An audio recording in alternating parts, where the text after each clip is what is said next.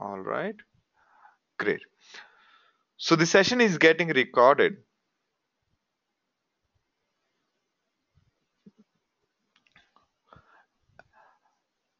So first of all, welcome to the session number one of our Apache Spark with the Python session. So this session is of 3 hours duration, and in the first half we will do the general understanding of big data, and also we will also see how how is Spark related a little bit. In the second half, we will get into understanding of Spark. So those of you who are coming from who have attended my Hadoop sessions, so first 1 hour could be a little repetitive for you. All right. So so if you have attended my Hadoop session earlier, so first one half or 45 minutes might be a little repetitive for you. All right. The session is being recorded, and after the session, recording and presentation will be shared by tomorrow afternoon. Okay. To ask questions, everyone except instructors is muted. So please ask your questions by typing in the questions window. I will read out the questions before answering. I am Sandeep Giri and I'll be the instructor for this. To get the better answers, keep your messages short and avoid chat language. This is our session 1 out of 11 sessions on Big Data in Spark course. It suffices as an introduction to big data technologies. The rest of the course will have fewer attendees and you will be able to see others' questions. All right. Right now, I'll have to, if the question is bigger, I'll have to copy paste it into the notepad. And okay, so then you'll be able to see each other's question. All right. Now, before starting the session, let me introduce you to No Big Data. No Big Data takes pride in the in building a great portfolio of instructors who are really expert in the technology stack. Second, unique selling proposition of No Big Data or the innovations which we have done is Cloud Labs. On Cloud Labs, you can experiment in real time. You can experiment on real time, and then we have lifetime access to the learning management system, the presentations, recordings, assignments, questions, and project work along with the data sets are available in LMS. The data sets are also kept in Cloud Labs so that you do not have to mm, try harder to in transporting the data sets. All right. Most of our projects are real life based project, and the real industry project is given to those who really perform great in our project work. Course completion certificate is Course completion certificate is given to you at the end of session once you submit your project, and we provide you 24 by 7 support. Along with that, we have something called No Big Data Alumni, where we share jobs, we keep you abreast of the new technology, and we can stay connected with you. All right. All right. So these are the various sessions, and today is the first of the session of on Spark.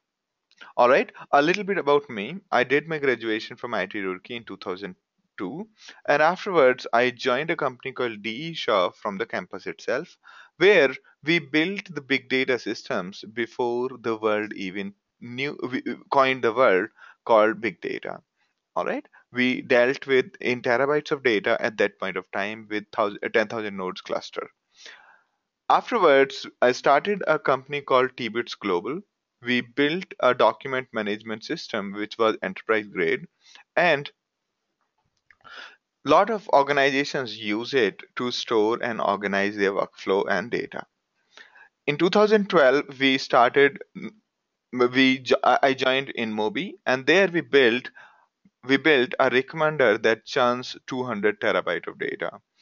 Okay, so afterwards, I joined Amazon. At Amazon, we built really high throughput systems for Amazon.com using various systems, including their in-house NoSQL. In 2014, last year, I co-founded No Big Data. All right. So feel free to introduce yourself. It is important to have your introduction as well before we start the session, because I should know who I will be, who is my audience today. All right. So please give me a brief introduction about yourself. All right. Great. So we have great set of audience today. Please feel free to introduce yourself in the questions via the questions window. It will not be possible to unmute you because there are many candidates here.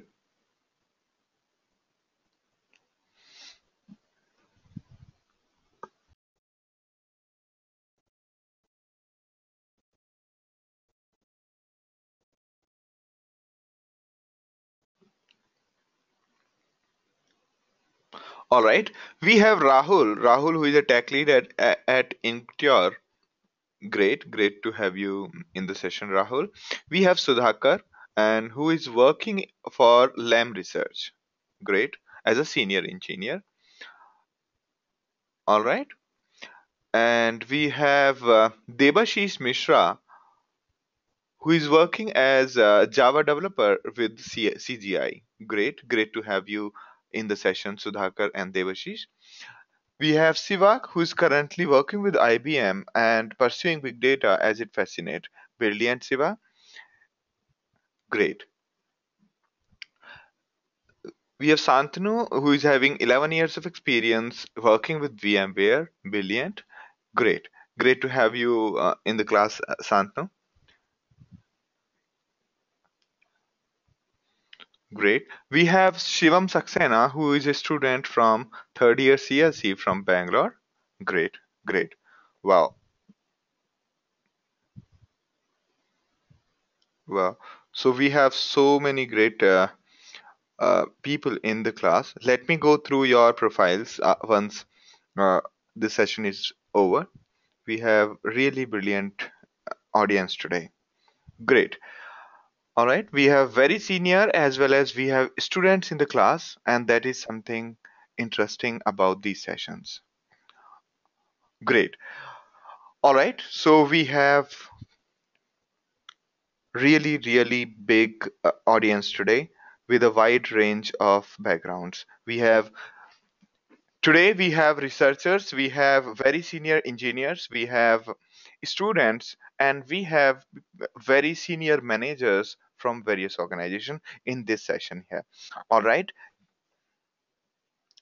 I'll go through your profile again today. All right. So before we start, we will start in a normal way. These sessions are all about asking the questions. All right. These sessions are about asking the questions and getting your questions answered. All right. Even if we are going little slow, it's completely okay.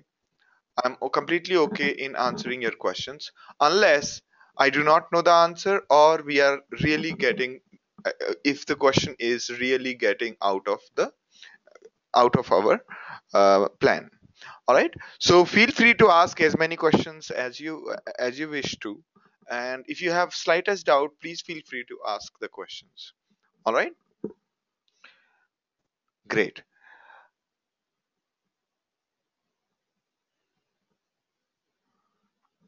So all right, let's start with a simple question. What is it that you understand by big data, and why am I asking this question is first so that we make the session interactive, second to to put the baseline before we talk about big data. All right, because this is very important. Anything no big data is dealing with today has something to do with big data, and therefore we want to keep our definition of big data very clear. So what is it that you understand?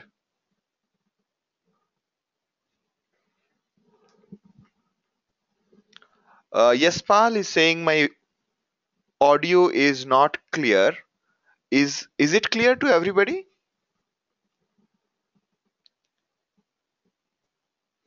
Yespal, looks like everybody is able to hear me very clear. So probably there's something wrong with the headphone. Okay. So everybody is saying the voice is crystal clear and very clear to everyone. All right. All right. So Narendra's answer to big data, what is big data, is huge data sets collected, which is unstructured and processed using big data solutions. Good point, Narendra. Just I want to tell you that processed using big data, we cannot use that way because we always say big data tools. All right. Big data is a problem, and big data tools are a solution.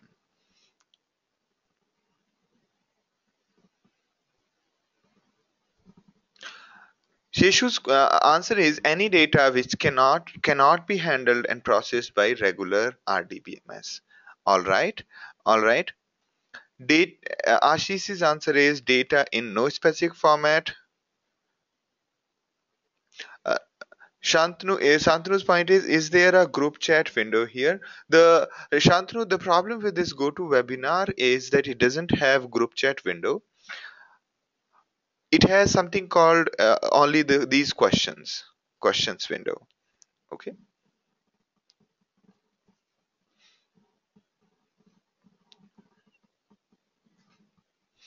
Shilpa's answer is data which is used in velocity, variety, and volume. Good.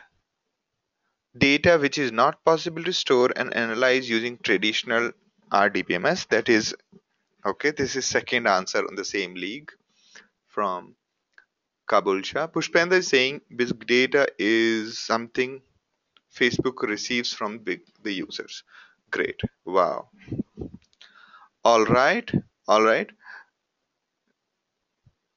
All right. Rahul also has answer. Okay, good. Good answer, Rahul.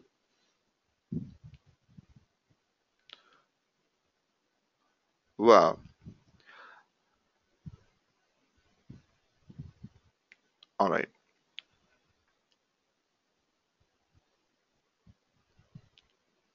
All right. Yaspal says that it's big data with four V's. Large amount of structure and unstructured data is big data. Good, Bhagavat. Big data is used data which is usually unstructured. Ocean of data having present data format.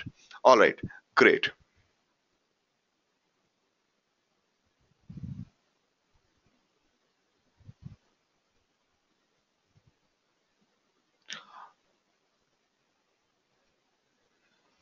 All right. Great. Great set of answers. And probably all of you have answered it correctly. So somebody's asking how many people are there in the session. Can you let us know? Let us know. Okay. So there are more than 50 people, Arun. All right. That is the reason there are so many answers. So I have to go through all of those answers. All right. That was Bhagwat's question. Uh, Arun's question. All right. So we will put our answer very simple. Data of very big size. How big? That you cannot process using usual tools. Then what kind of tools you have need? The distributed architecture, the tools that have distributed architecture. Okay. So we go like this. So the kind of data which is of very big size, very big in the sense that you cannot process using usual tools. And what do we mean by usual tools? To the usual tools which do not have a distributed architecture. And to handle such kind of data, you end up with distributed architecture, or an architecture in which there are multitude of computers. All right. So distributed computing is best visualized like this. So many computers connected to each other, they're interacting with each other to achieve a common goal. Okay, some part of the work is being done by one computer, some part of the work is being done by another, and so on. All of these computers working together on parts of the problem to solve a singular problem. All right, and all of them, these computers are performing really well. Now when we talk about distributed computing, we also talk about another aspect of distributed computing is to bring big data, to bring the tool to the data instead of taking the data to the tool, because the data is really huge and reading or transferring the data takes a lot of time. Therefore, it makes all the sense to take your computing to the data. All right, because your code would be hardly in KBs, while the data is in terabytes or gigabytes. So, therefore, almost all the distributed computing focuses on bringing the tool to the data. Like in the first photo, we have taken the X to the wood. In the second photo, we have brought the wood to this machine. So the first model is what most of these big data tools do, that they transfer your logic or the tool to the data. All right, and avoid bringing the data to the tool.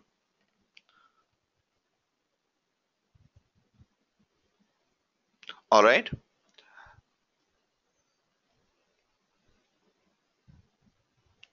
Lokananda's question is, can you explain this with the practical example? So Lokanand, do not worry. We will cover with many practical example as we go forward. All right. Yes, I like the attitude that uh, we should be working with practical examples, not only the theory. So as I go forward, I will augment my definition with practical examples, and you will be in the perspective. All right. Good. Great.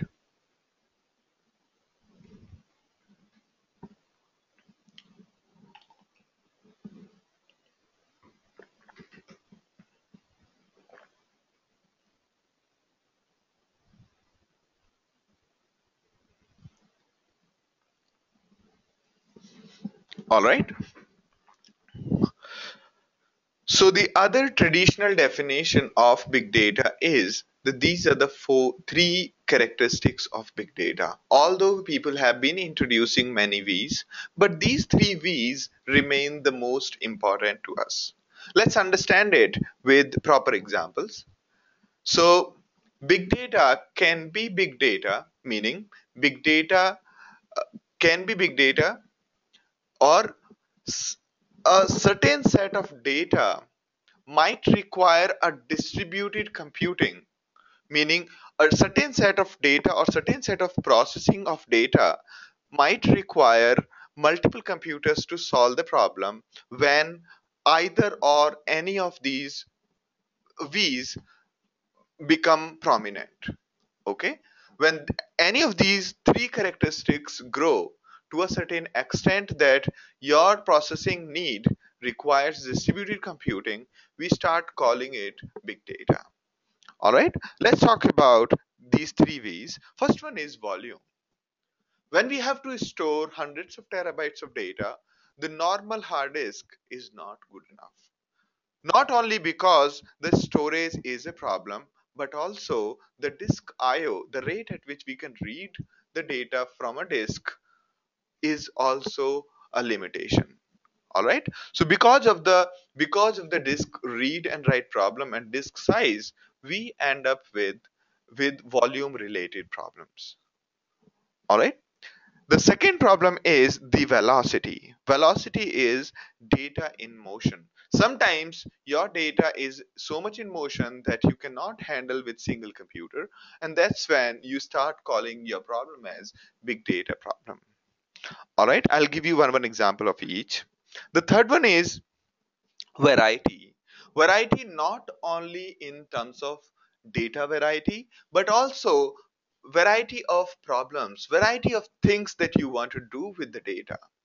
All right, let me tell you the example of three.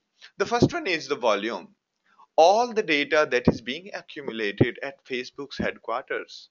or Facebook's data center, all the videos, all the photos that are being accumulated, they have to be stored somewhere, right? And this data is really huge. The data is in terabytes per day.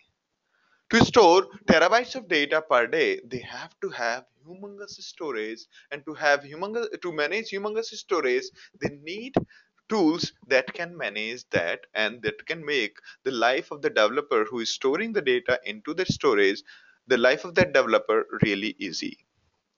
Okay. Now the second characteristics example could be the number of requests that are going to Facebook from all of us at every time. So we are sending, when we are opening our Facebook, uh, in the mobile, in the laptop, or even if we are not opening the Facebook app is continuously sending pings to Facebook, okay, and getting all the updates. Now you can imagine that how many people are there in the world. Although this data is only transient, okay, this data is only transient, we are just sending requests, but the requests are not necessarily creating lot of volume. So to handle so many requests, to handle say a million requests per second is a big deal. To handle a million requests cannot be done by using a single computer. You always require a great distributed computing, even for handling the real time data or real time velocity. This characteristic of the problem or characteristic of the data is called the velocity. The third one is variety. Variety is an interesting aspect. All right, variety is interesting aspect because even if your data doesn't have velocity or your data doesn't have volume, it might lead to the variety problem. Let's take an example that in Facebook we are trying to compute the relationship between two distant persons. So we'll have to traverse the friend list of one person and then all the friend list of all the people and so on until we reach to the second person. To do that at a really fast pace, we will need really good computing. All right. So even though your data may be small, but because of the complexity of the problem or the variety of the problems, or sometimes the variety of data might cause it to become big data problem because it cannot be handled by a single computers. Another example could be that if you take the map of a country, it might be hardly 100 gigabytes. 100 gigabytes is not really huge data volume wise. Also, there is no motion of the data. So this 100 gigabyte, the map, the 100 gigabytes map is not really having much of a velocity. But since we are trying to find location of one person, one point to another point, since we are trying to find the path from one location to another location, the problem is complex, and therefore to get it done in real time you may require really huge computing, and sometimes you may require multiple computers. All right. So basically, the variety is in terms of both. Sometimes your data is so complex that to clean it up, to derive the relationships, you might have to to dedicate a lot of processing. For example, imagine in a document management system where the world is uploading lot of PDFs parallelly, lot of images, and the system has to find out the characters, the alphabets in the images. Okay, to solve such kind of problem, the system has to clean up the data, system has to recognize the characters in the images, therefore it might lead to a big data problem.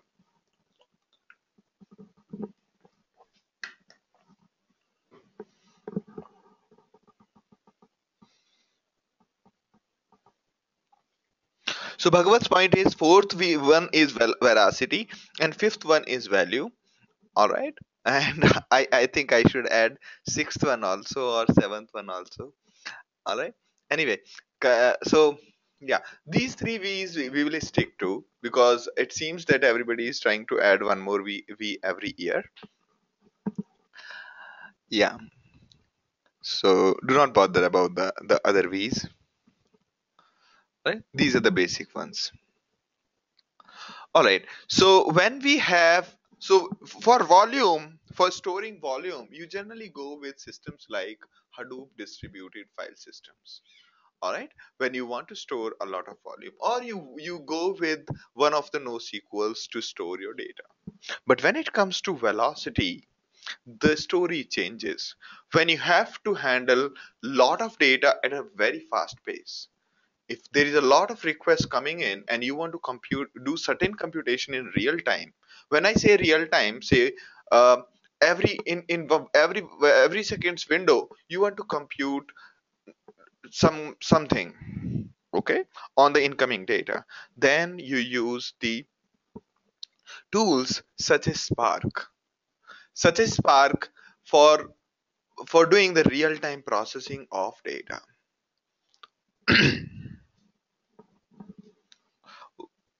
All right, while data at rest.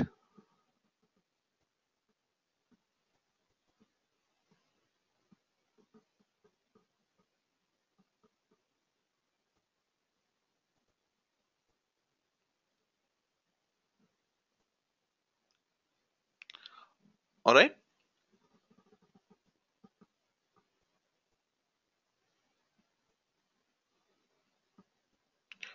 um, so what is alphabet in images? So you can see that in the first one it's volume, V for volume.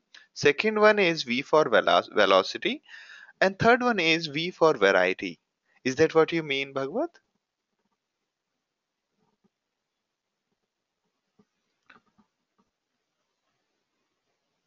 All right.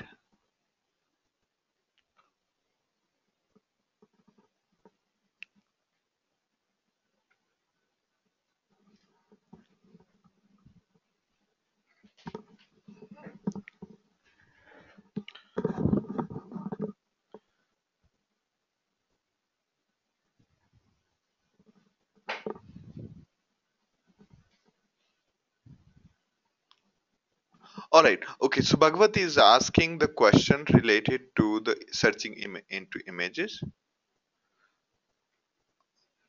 All right. So what I was saying is, say there is a tool which you have built for uploading documents. All right. And what you have also built is as soon as the users are uploading the document, you will detect the characters, you will detect the text written in the images inside the documents. Now, to parse the data, to parse the alphabet, to do the optical character recognition, you will have to deploy really powerful systems. Along with that, you will realize that you cannot get it done on a single machine. You might require multiple machines to just do the OCR. OCR as in optical character recognition. That's what I was trying to explain. All right. Did I make sense, Bhagwat? Now? All right. Great. Now, moving ahead. Shilpa's question is, what does Facebook use to find content which should appear as post for a particular person? So they basically use variants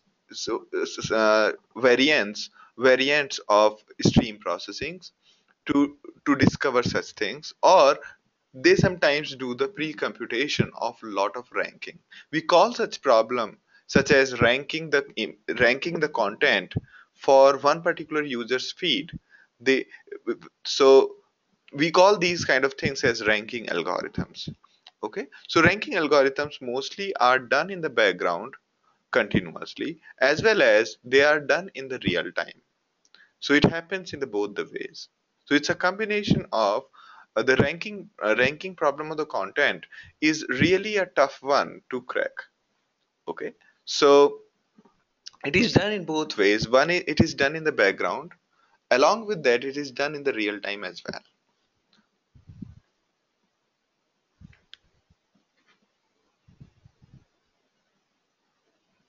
Debashi says that processing of data received by NASA includes imagery and video. Is it distributed or centralized? So it all depends on how NASA is storing the data. Mostly they cannot live without making it distributed. And and most of their systems are evolving towards these new generation big data solutions. All right? They generally have their own custom big data solutions. But now most of them, as far as I have interacted with some of the people from NASA, they are also moving to Hadoop and similar systems.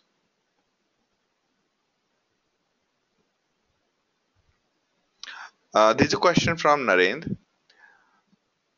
Where our Facebook profile pics and messaging system being stored?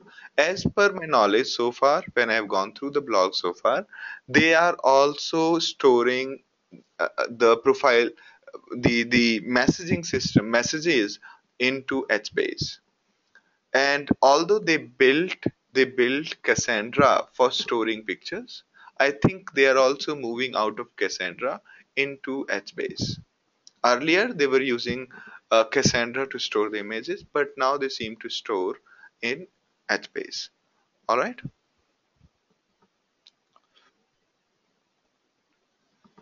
So this is the best guess. I really don't know what's going on there. So Rahul's question is why HBase over Cassandra? They found HBase far more performant in recent times. Earlier, Cassandra was far more performant, but now they found that HBase is far more performant. All right, good set of questions.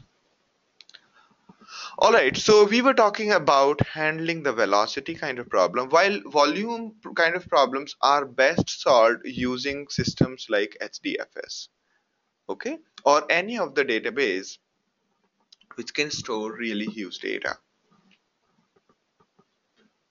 So the volume kind of problem could be also solved by systems like MongoDB and Cassandra,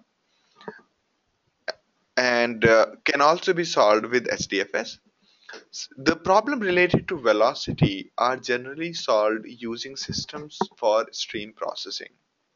Okay, be it Storm or be it Spark.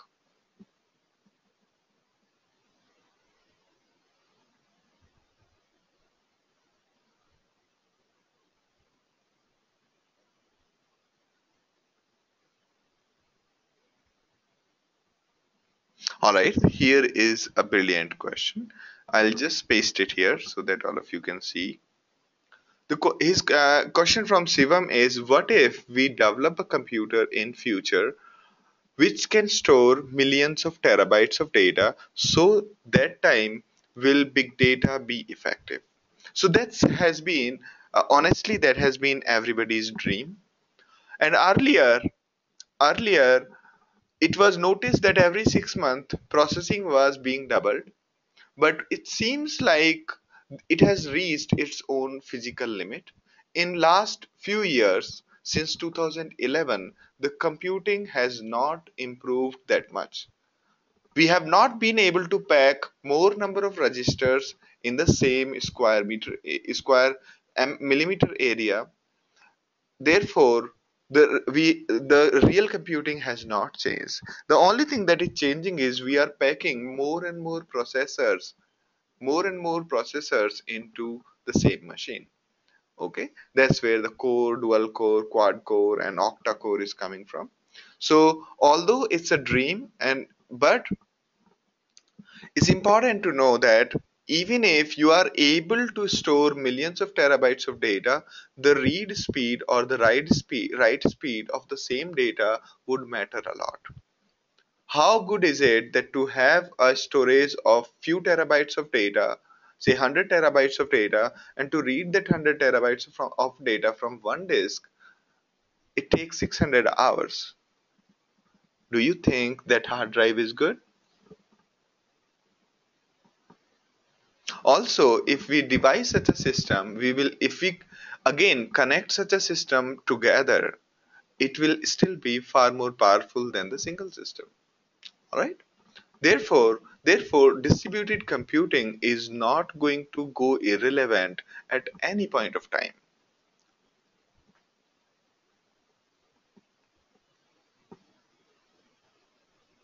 Make sense to all of you? So I said three things. First, sounds unrealistic because in recent time it hasn't changed much. Okay. Second, even if we are improving the computing ability to compute, along with that, if we are improving the ability to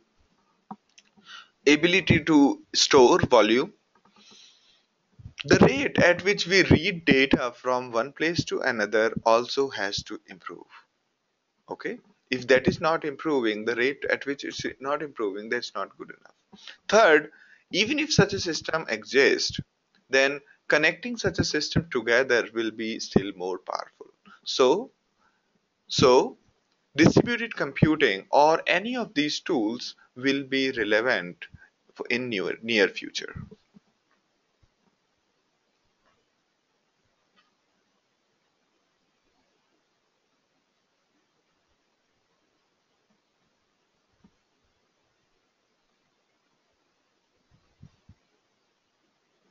All right? Good.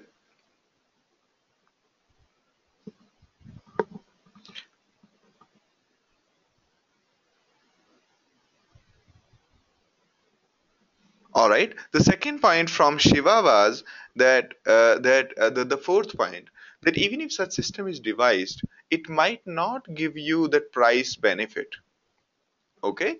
So if somebody asks me that will I buy a computer of 2 lakh rupees or 4 lakh rupees, I will say I'll buy two computers with 4 lakh rupees instead of buying a single computer in 4 lakh rupees.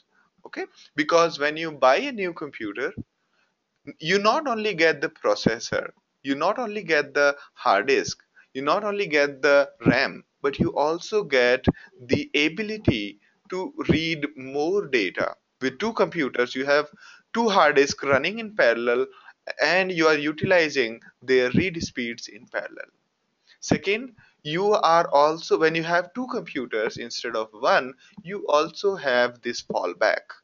Okay, so you are getting reliability instead of single computer failure.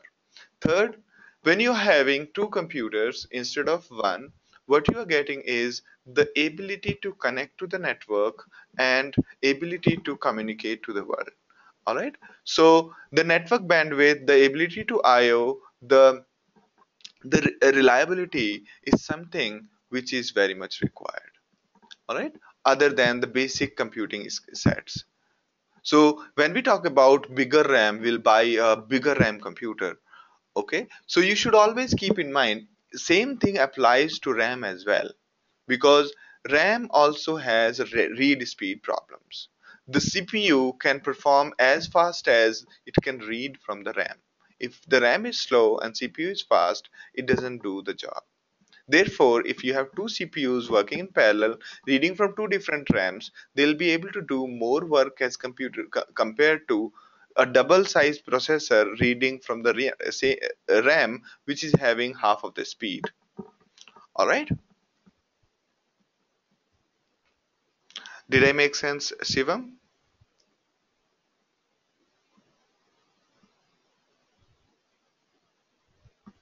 All right. So in summary, the answer is even if the computers are going to grow faster, we can utilize more of such computers in parallel and solve our problem better. All right. Now Rahul's question is good speed of seminar. All right.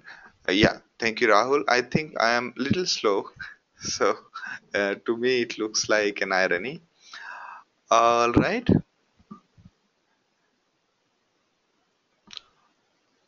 All right. These are very important questions. So why I'm talking about this is because somebody came to me today, and somebody really senior, and he showed me his architecture diagram of the system he's building. So he came up for an advice.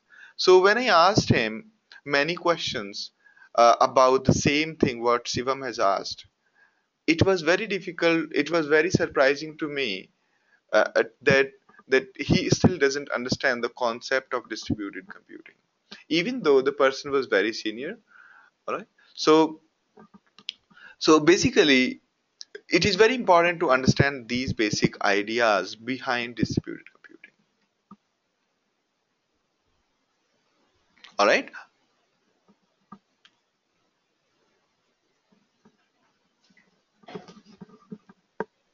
There is one question from Nitesh. Let me try to understand it.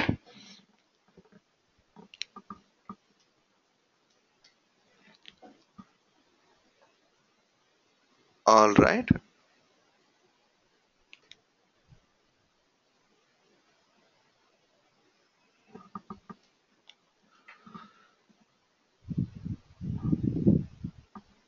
If I have data greater than my RAM equals to for 16 GB, what are the different ways I can read them?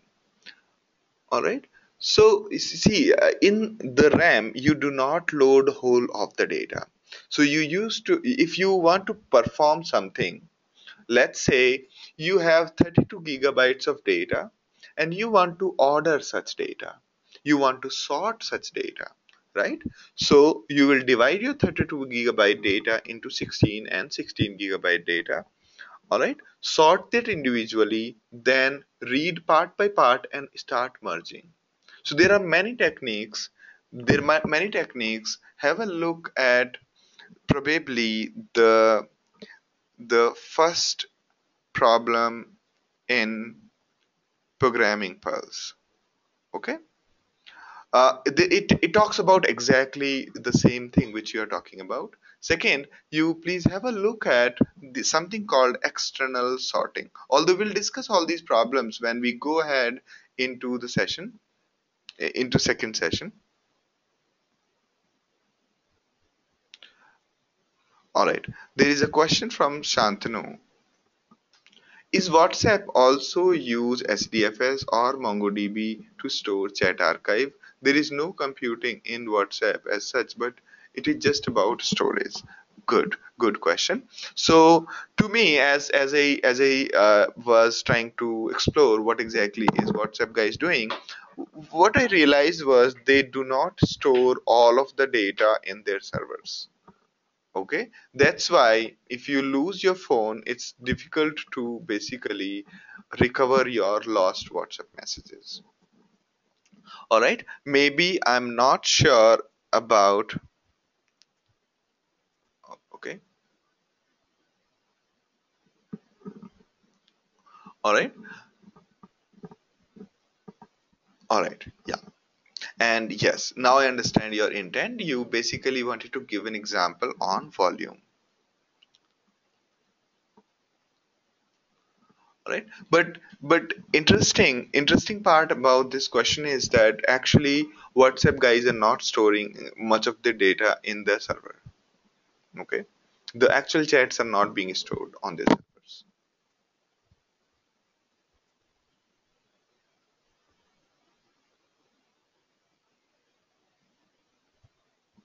No, Shantanu, it doesn't. Try doing that. It is tagged with your mobile number, but it doesn't recover. All right.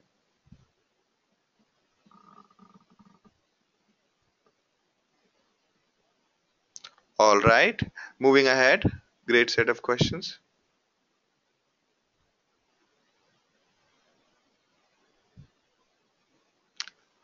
All right. There is no such thing called stupid question. Don't worry. All right. Now Deepak's question is how Hadoop is related to Spark. Is it alternative to it? Let me take this question.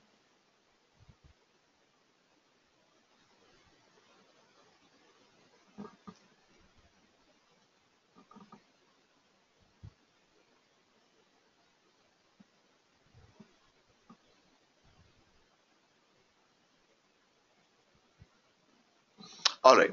So, how Hadoop is related to Spark? Let me try to explain it. So, as I was telling you, that Hadoop provides you a way to store data in the file system. So, HDFS is probably very resilient system. A lot of people use HDFS for storing data in files. The way you have C colon, D colon, in the same way, if you have to combine thousands of hard disks or thousands of computers together to provide you a very big hard disk, then you go with HDFS. Now, that is Hadoop's first thing that it provides. Second, it used to provide was something called MapReduce engine, a computing engine on top, basically a way to do the computation that has two parts. One is called yarn and other is called MapReduce. So yarn is something which can execute anything. It's like a big virtual machine, just that it is distributed. So you can ask yarn to execute any logic in the network. All right. Now, so I talked about two things. One is HDFS, which is for storing the files. Second is yarn, which can execute any program in the network. Third is map reduce logic, to which you give your map and reduce, it will execute in the network and do the job. Just like select queries, similarly, you write your map reduce logic. Now we talked about three things: a way to store the volume, a way to store, a way to run the logic, a way to do the churning of the data. Now, out of these three things, MapReduce and Spark seems to be the competitor. While MapReduce assumes that you are trying to execute some logic which can be done as a batch processing, as in you are not in hurry. All right. While Spark executes the process as if you are in hurry. It's that difference in the psychology, and therefore Spark is fairly faster because it utilizes RAM as well. Now, Spark and MapReduce are kind of competitor to an extent that the way MapReduce runs on top of Yarn, Spark also runs on top of Yarn. Similar, the way MapReduce tries to utilize HDFS, that is the file system, similarly, Spark also utilizes the file system. All right. So basically, MapReduce and Spark are kind of competitor, but the relationship between Hadoop and Spark is very deep. In terms of Hadoop provides storage which Spark can utilize. Hadoop provides the yarn kind of system on which Spark can run. Okay, we'll talk about this again. It's a very big question to answer.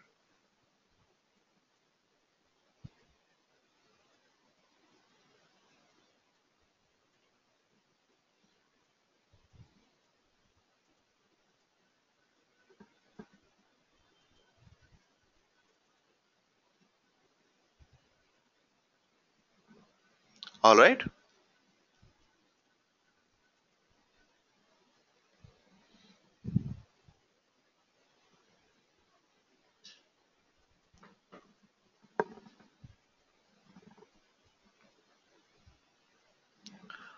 All right. Now moving ahead. All right, Devashish. But still, Devashish saying there's a way to copy the data, but that's not the point I was trying to make is that WhatsApp does not have the central storage. All right. Now, Harish's question is any example of usage in finance industry, that is stock market trading or high frequency trading. So yes, some of my friends who are working on this, I mean, I know lots of people who are actually trying to port their high frequency trading logics to things like Spark. All right. Although high frequency trading is something that requires really different systems. Okay. They have different bandwidths, they have different physical hardwares, and still they are able to utilize these tools to do their actual journey.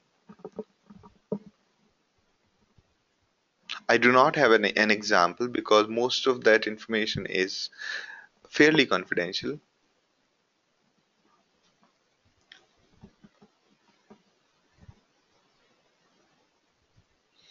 All right.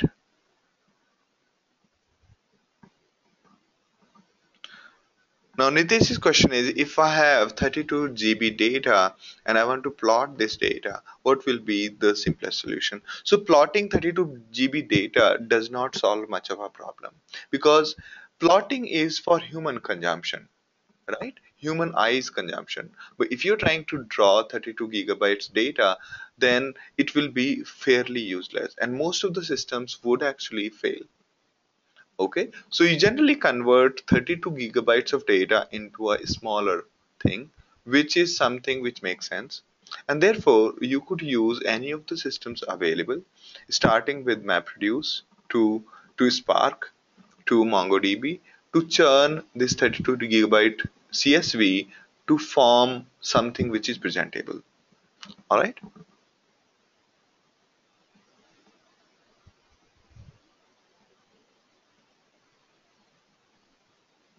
all right. Another question is, I think Hadoop is a framework where Spark is one of the components in the, yes, you can look at it that way. So Hadoop is a suite of component. I'll call it suite of components. Okay, suite of components. All right, I'll make a minor modification, Shantanu.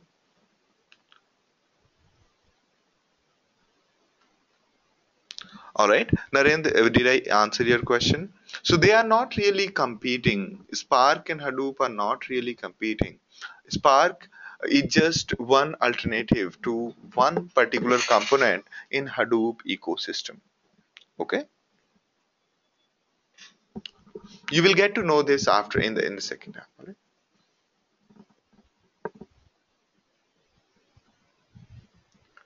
All right. Rahul's question is, does MapReduce have any advantages? Yes. So all right. So yeah. So when it comes to petabytes of data, when actually the MapReduce's pitch was that even if the data grows beyond something which can be handled in RAM, they will be able to handle it. But lately, Spark has been able to prove that they are still good with the petabytes of data, right? So the only downside of Spark might be sometimes that it consumes a lot of RAM, and that may not be great when it comes to the batch processing, when lots of people are using.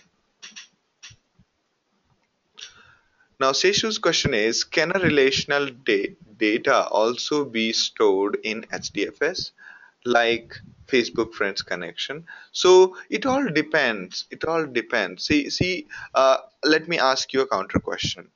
Can you store can you store the graph into your C column, right? You can make two CSV files with two columns each, and you can store the graph. One containing number of nodes, another containing the edges. You can store the graph. All right. It's just that reading and writing might take more time. All right. So HDFS is a structure in which you can store anything probably.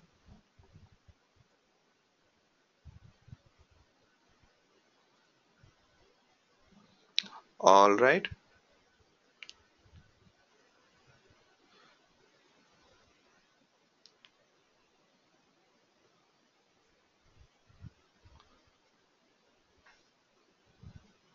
Now Bhagwat's question is, all right,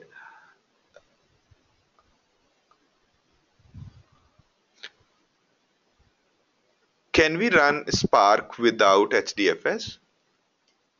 Yes, you can run. All right. I think we should take these questions after some time. All right. I'll take the questions after some time. Probably you will get to see more questions. So I think most of your questions will get answered as we go forward. If I do not answer them, you can feel free to ask them again. All right.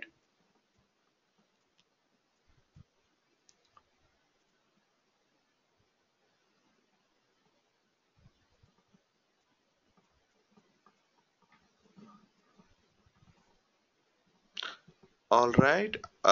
Okay. So just a minor clarification. So Silpa, when I said Hadoop earlier had MapReduce, it only means earlier had only MapReduce. Okay.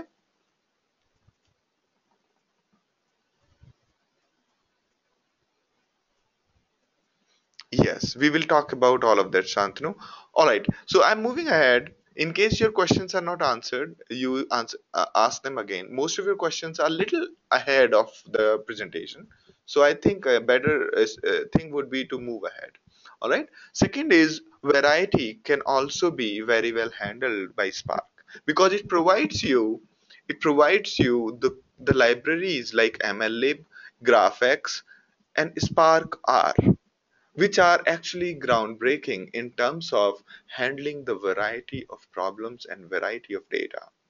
You can do graph processing as well as do very complex processing such as machine learning or deep learning on top of Spark. And that is something very, very useful. Earlier, in case of MapReduce, we only had system like Mahat, but here it's a full library of functions. Here, graphs map ML library as well as GraphX. These two libraries provide you the full playground for doing everything that you could do with Spark R. Anything you could do with R, you can do with the Spark now. All right. So these are very powerful thing that using which you can actually solve multitude of problems. Multitude problems could be that auto categorize all the cars of the world. You are providing a huge list of cars with all the specifications and handing over to Spark and telling Spark to automatically categorize them into tree structure based on which cars look similar to you. So Spark can do that easily. Okay, Spark can do that easily because it has incorporated almost most of the prominent libraries of machine learning. All right.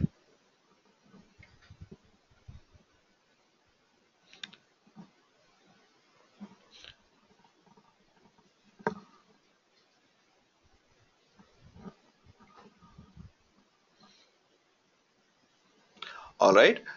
So we will talk about these components, Shantanu. There is a question from Manoj saying MapReduce and Yarn are separate logic to to execute and store the data. So okay, extract probably you are trying to say. MapReduce. Basically, these are two frameworks that are letting us express our logic and they are executing on top of the resource managers. All right. So Shantanu's question is, so is it a replacement for Mahad? So MLlib is, okay, MLlib which is a component under. Let me just save these things. What's the date today? Today is 6th October.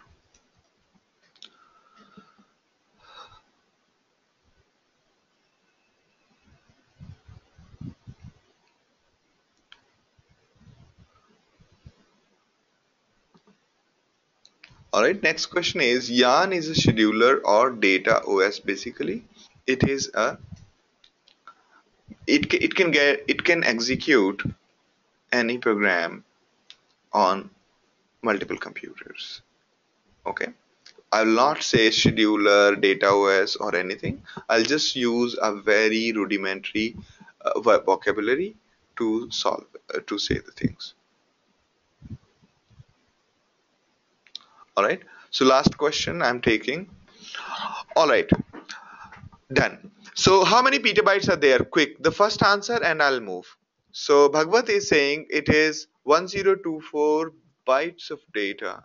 I think terabytes of data. 1000 terabytes of data. Good, good. Which means 1 million gigabyte of data. Yes, that's correct.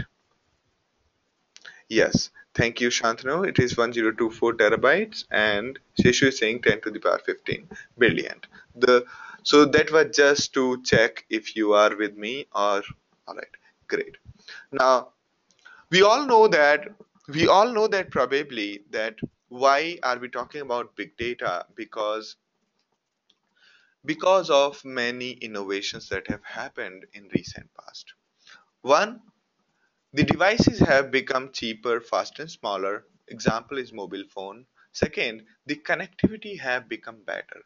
Connectivity, we have 4G, 3G, even the wired connection is fairly fast. Similarly, we have got various internet and intranets available to connect things and people. On top of it, we have got these billion softwares which are available for connecting people together and take the voice of one person to billions. All right. So this is the reason why big data is important right now. Now let's talk about the computing. So which components impact the speed of computing? CPU, memory is read speed, disk size, or network speed, or all of them. Anybody?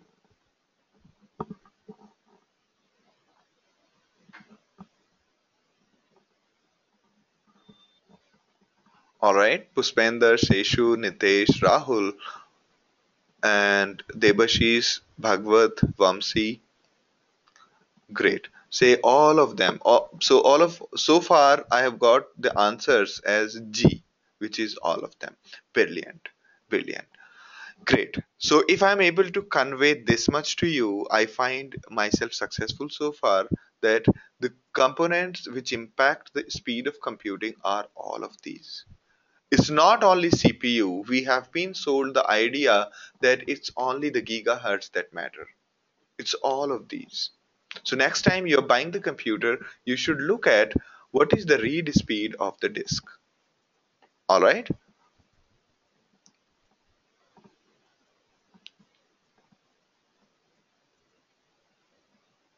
And of course, you should check if it has a keyboard or not. Now, Shantanu's question is, how is disk size impacting speed of computing? Can anybody answer?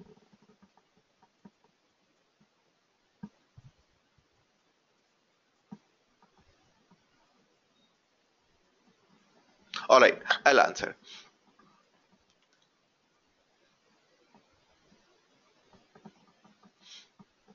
All right. So when your disk is not sufficient to store the data, what do? You store it in another disk, and if the disk is not in the same computer, then you go on to a network drive and try to store there. And when your network drive, and by definition, I mean by so far the observation, reading from network is slower than the disk, right?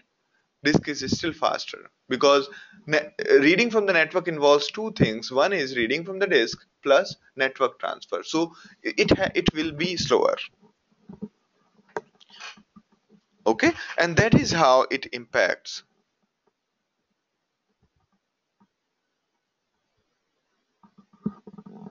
The next question, the another point from Rahul is the search speed improves with disk size. All right, actually it decreases. Yeah, it actually decreases.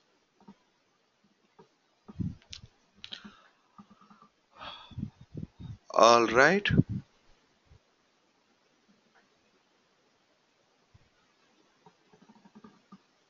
correct. The another good answer from Debashish was the greater the disk can store. And yeah. So there is one interesting question. Yeah, Malini's question answer I like. So she's saying maybe it's a virtual machine, virtual memory. Yes. So if you have a good disk size, So you might purge some of the data from virtual memory into virtual memory. All right. So there are many ways. There are many ways it impacts. Good. Very good set of answers actually.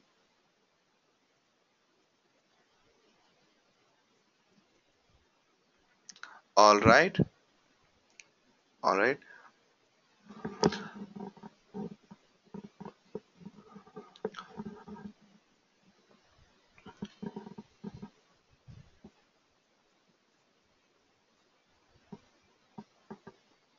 Yes. Yes. Thank you, Bhagwat. Good. Let's move ahead. Let's move ahead. Great set of answers.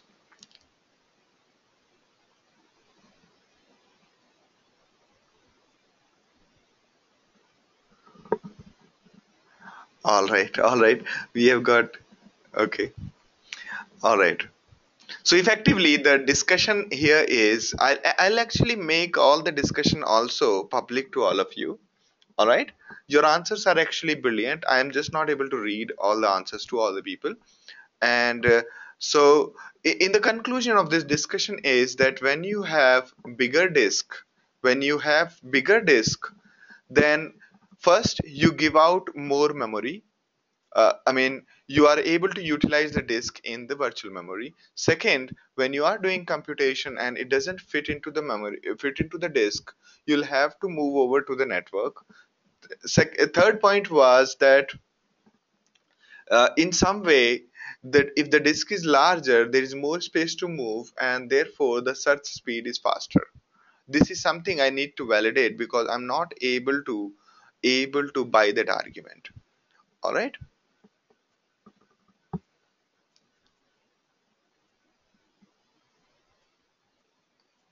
All right. Yes. So these are the example big data customers, which we all know, like web and e-commerce. You have recommendation engine, you have analytics, you have predicting the demand.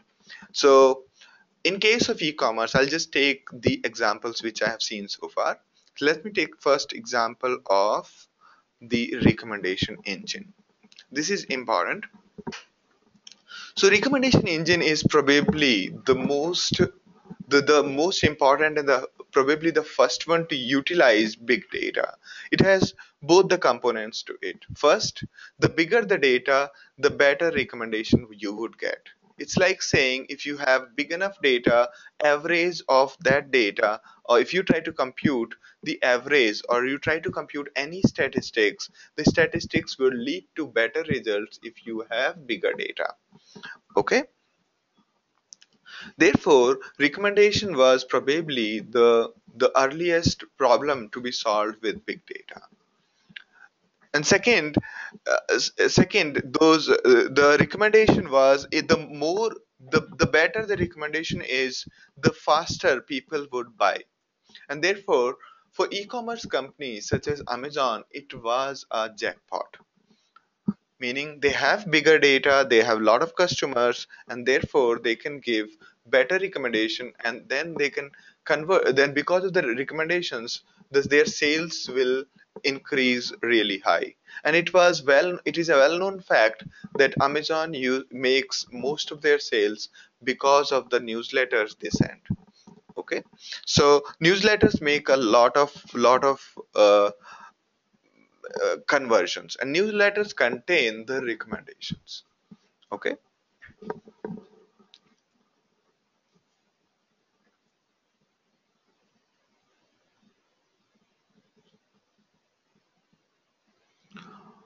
All right.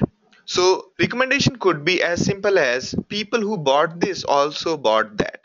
It means the system does not know about you. It's a product to product mapping. Second kind of recommendation could be that you can wear this thing with that. It is more like product to components relation. It's generally very curated, meaning handcrafted. The third kind of recommendation is when system knows about you because you have rated the movies in past. The system like Netflix or IMDb can give you very good recommendations.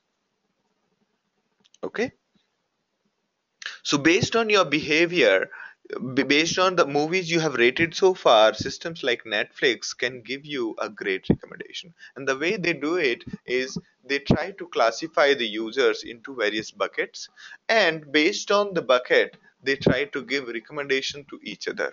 It's like cross selling of one's liking to another in that same bucket.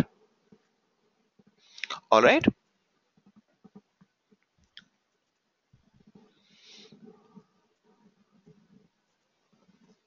The other example of big data problems is when you have lots of data coming in live and you have to churn it to do the analysis whether this data contains good things about us or bad things about us. Okay, this is known as sentiment analysis. People do it by various means of data gathering, be it Twitter, be it Facebook, be it from other sources. So you gather the data about your brand, about your product, and then try to figure out whether people are talking good things about you or bad things about you. All right. So these are the few use cases. Then under the e-commerce, the other part which is very important is analytics. Analytics in the form of figuring out figuring out what is working, what is not working. Under analytics, there is something called A/B analytics or A/B testing. Okay, in which you can launch the product and that can go to lots of users, only one small section of total users, right? So when you do this kind of analytics, you need to have really great set of tools to handle the low data that is coming from the user. Okay, the analytics could also have things like heat map computation. Analytics could also be something like recording the user's behavior, as in where was the cursor, how the cursor moved, and was the cursor moving fast or slow. For example, it was some of the people realized that when the user is one fine day, if the user is moving the cursor faster, it generally showed the confidence they have, and therefore that particular day they did the purchasing. So this kind of analytics could be done if you have enough capability to do the to handle the big data. And analysis are only important if you really have big enough data, because if you have small data, most of your insights could be very misleading. If you have 10 data points and you're trying to predict that how many what is the height of average height of people in India, then it is not good enough. Most likely you are going to have very misleading results. All right. Third is predicting demands. Predicting demands as in, based on last 10 years of analysis of various kinds of data, traffic, and everything, if we can predict how many copies of a new product will be able to sell, it is wonderful. And e-commerce companies do that very often. In telecommunication, the telecom companies try to predict the customer churn prevention, as in, can we stop our customers from leaving us? And that they can do only if they have good enough data. They they have ability to churn good enough data. All right. So to avoid the customers leaving them, they need to analyze why did the customer leave them. Okay, and how can they stop them from leaving. Okay, so like for example, if you are switching from Vodafone to some other uh, provider, what will you do is you will basically try to first call up multiple people and all of that. But telecom can detect what exactly gone wrong with you by observing for how many hours you were in the zone, and what were the zone you belong to, and accordingly figuring out, is it some tower related problem, is it something related to the plan, did your call quality keep on dropping, and so on. So if they can, they do this kind of customer churn prevention very frequently, okay, in other states, but in okay, so they are also trying to build these kind of great set of tools. All right, so next is network performance optimization, as in based on by predicting the demand of a network, they can actually do the optimization of the network. So it is also being done to a very large extent. Next is doing the calling record analysis and analyzing network predict failure.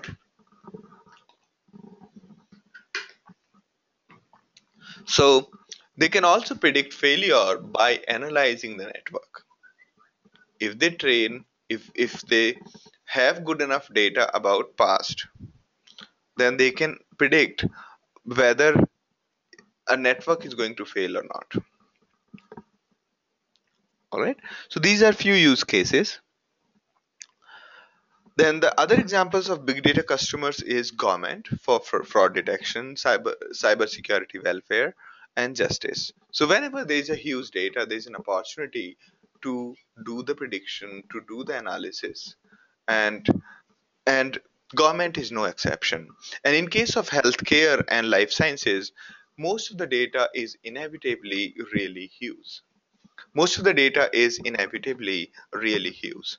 Okay, so like for example, uh, health information exchange, even though it is very trivial problem, this is the reason why most of the relational databases were built. But when the scale of the problem increases, most of the relational databases are not able to handle that. All right, and therefore even as simple as the exchanging of health information, when the information keeps on becoming complex and complex, it becomes difficult to use the existing tools. And if the information is about millions of people, it's still difficult. Imagine all the x-rays and all the prescriptions and all the diagnostic reports about everybody, storing, analyzing, transferring, organizing, putting various kinds of security measures on them, cleaning it. So all of this is fairly expensive systems. Okay, and to have such kind of systems really practical, they have to be on distributed computing, and thus system like Hadoop or Spark can help them. And actually, most of the healthcare and life sciences have actually moved to distributed computing. They are probably one of those early adopters. Gene sequencing was another problem that could not be fairly solved by supercomputers. So, the dream of supercomputers was to solve gene sequencing and these problems, most of the healthcare problems. But supercomputer was not good enough for handling these kind of things, and could not, and therefore big data solutions, as in distributed architecture solutions, are better at solving such problems.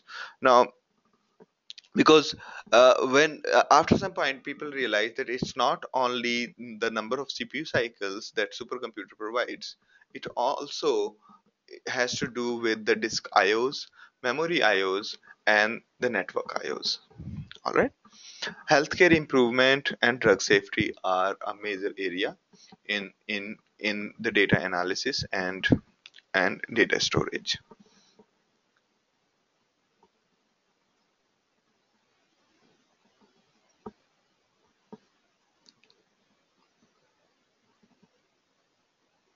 All right. So the storage problem was solved very well using HDFS. All right. So the way it is solved is you connect multiple computers in the network, okay, by using many disks.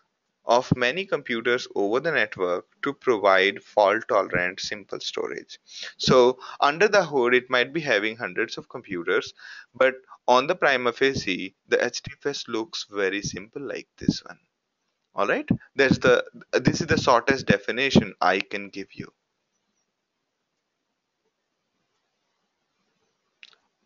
All right, so let me answer these two questions I have, and then we will move ahead. So Sivam's question is, are there any errors using big data? So, okay, this is all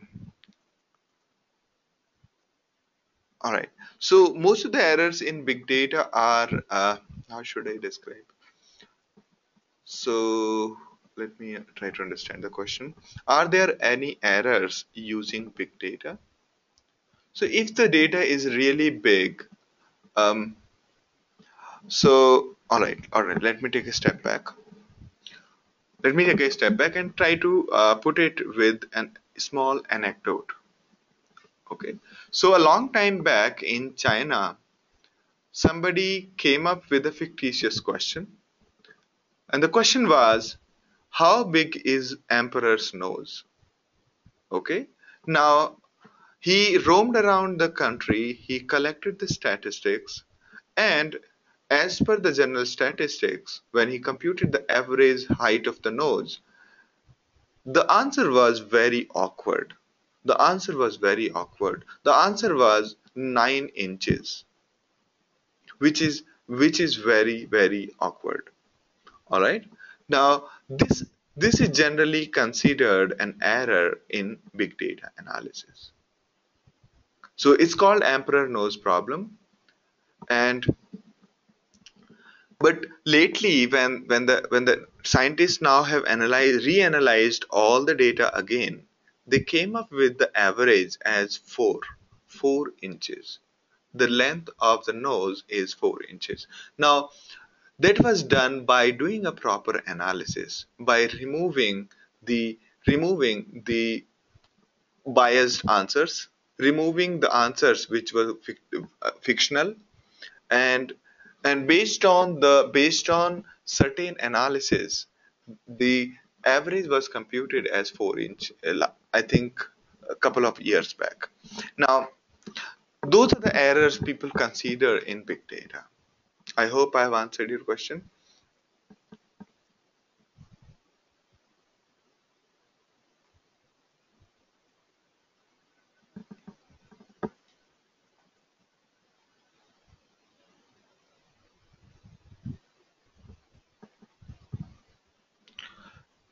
Now there's a question from the Rajesh. It's based on this problem.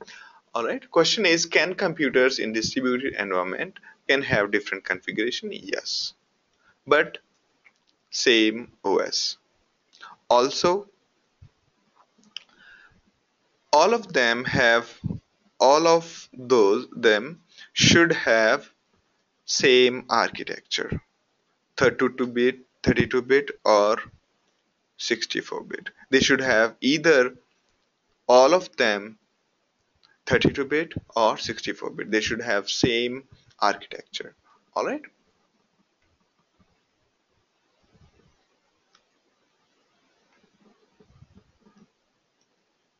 Now, Jeshu's question is, in HDFS, if multiple computers are connected through network transfer may be a problem. This may impact the data process. That is correct. That is correct. So yes, network transfer is a problem. Okay. The only way to solve it is using the computing on the same node. If you're trying to process a big file, the part of the file which is on first computer should be processed on the same computer. And this is called data locality optimization. Almost every big data solution, be it Spark, be it MapReduce, all of those, when they do the computing, they do the processing of that part of the data on the same computer where it is located. That's where the yarn comes into play. So the logic is being executed by yarn when the Spark is asking its logic to be executed on each node near the data. Okay, okay,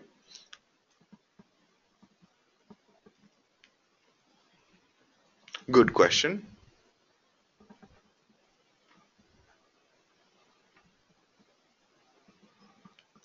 Now there's a question from another question from Shantanu.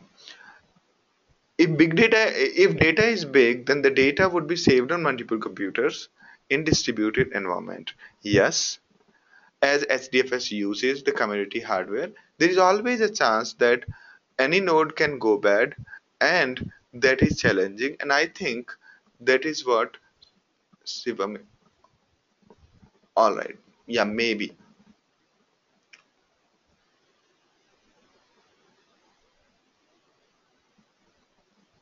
Yes. All right. Thank you, Shantanu, for helping me with the answer. All right, that's another follow up from Shantanu. Good, good, great. All right, moving ahead. All right, so I will be very, very straightforward when we talk about what did MapReduce do. In case of MapReduce, user writes his code in the form of map and reduce, gives it to the framework called MapReduce, and when when the MapReduce runs, it reads data from HDFS, and once it has finished running the your functions called MapReduce, at the end of it, it writes data back into HDFS. Alright? While this reading is also happening locally because this logic, it's on the same machine. MapReduce and HDFS generally are parallelly executed on multiple machines, both on the same machine. Okay, so there will be say four machines, one machine having MapReduce as well as HDFS, second machine having MapReduce as well as HDFS, and so on. Okay, so the point I'm trying to drive here is you as the user will launch your MapReduce. It'll get executed by Hadoop using yarn, and once it has done it, the results are stored back into HDFS. All right. If you have multiple MapReduces, if you have multiple phases of MapReduce, because your logic might be complex, that may not be accumulated, sorry, your logic might be complex and therefore it may not be accommodated into a single phase, so it might have to be broken into two phases, and these two phases will communicate to each other by reading and writing to HDFS. So user comes in, writes his first MapReduce, then MapReduce reads the HDFS, writes to HDFS, then second phase starts after the data is done. It reads from HDFS and writes to HDFS. And therefore, writing to the disk and reading from the disk is inherently slow. Along with that, when we read or write to HDFS, it might involve a network transfer that is further slow. Therefore, MapReduce was slow. And that's when came. So these were the shortcomings of MapReduce. It had a batch-based design. Every MapReduce cycle used to read and write to HDFS. It has a heavy latency. It has a heavy latency, and converting the logic. If you had a for loop and you had some logic like uh, a big mathematical multiplication, it was very difficult to convert it into MapReduce. If you do not believe me, have a look at our blog. Okay, if you have a look at our blog, you will come to know. Okay,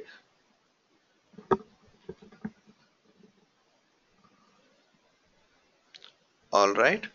So must be, I think, in the last one. Yeah.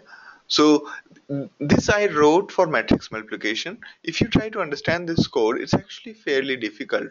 So, so the point I'm trying to drive here is that converting a very simple logic into MapReduce paradigm was difficult.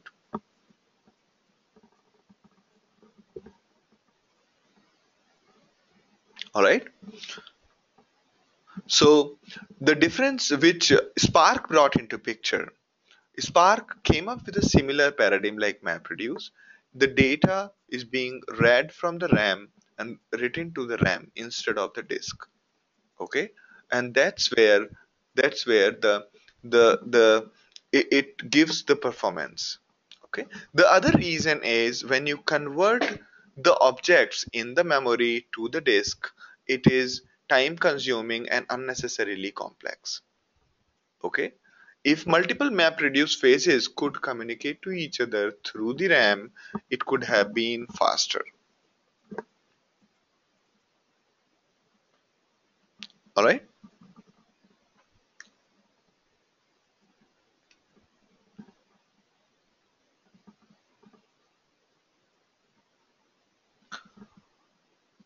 All right. So yeah, I'll answer your questions. One is from Malini. The question is, where will the intermediate output be stored? So in case of uh, MapReduce, the intermediate output here between MapReduce 1 and MapReduce 2 is stored in HDFS. All right. Is that your question?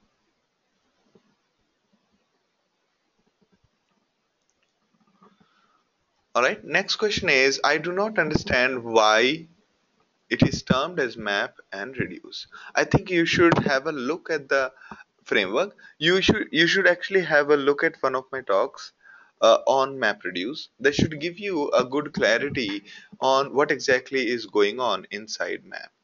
So map basically translate the data from one form to another, while reduce combines the data from multiple maps into an aggregation. Okay, so you can think of map as if you are applying a select statement. When you do a select statement, select a comma b comma c, you are basically transforming the input into the input table onto these three columns. In the same way, map translates the input data into something different, while reduce is like group by statement. When you group by on certain thing, you apply an aggregation, right? That's what map reduce does. The way group by combines multiple records together, in the same way reduce combines multiple records together, right? So have a look at my discussion on MapReduce. That should give you a good answer. All right. Now, question from Uday is SAP HANA does the same function as Spark? They claim so. I don't know.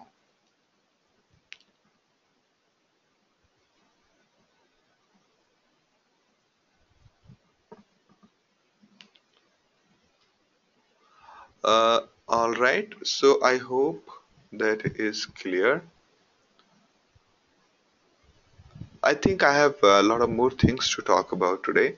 I'll avoid a lot of questions related to Hadoop. You can attend my Hadoop classes and the Hadoop sessions. That will be clear. What is secondary sort in MapReduce? Again, out of the thing, you can drop a message on the forum, Tulsi, and I'll answer there. Okay, you can have a look at our forum and answer. All right, you can go to the forum and answer. Ask the question. I'll try to answer it. All right, and all right. Here we have Shantanu's question. So, does it use RAM of the nodes in HDFS? Yes. All right. The way this diagram shows you here that these are multiple phases of Spark where MapReduce is reading from the RAM and writing to the RAM, right? So as I was telling you that it is being run on all the nodes parallelly, and therefore instead of reading or writing to the HDFS, it is reading from the RAM.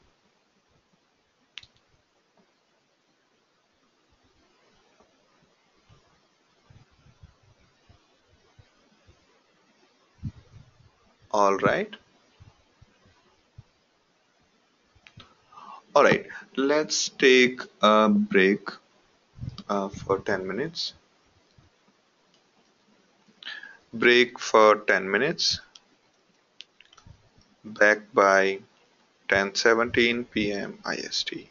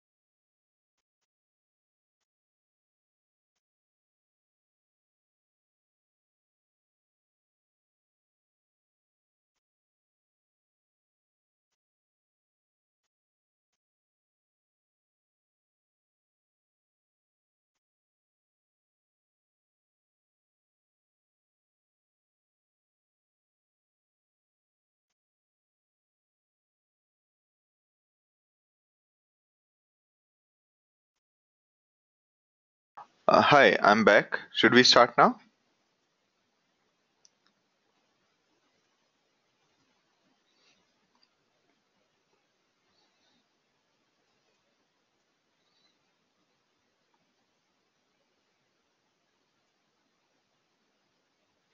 All right.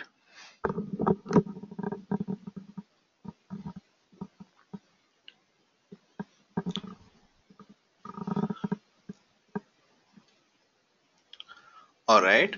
So here is one question from Narendra.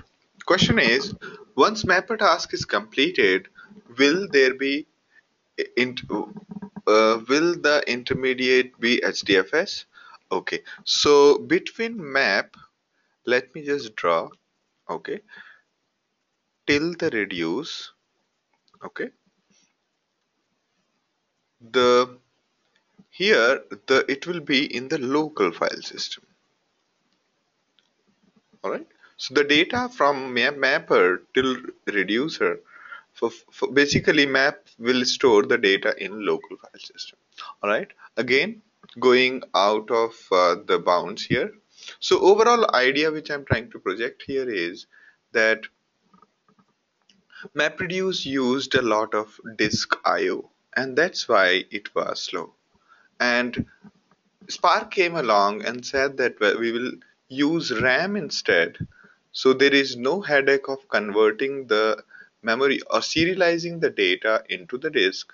Neither we are hit by the slow speed of the disk. So those were the two things which Spark did and they did really well. All right. There are few questions before we move forward. And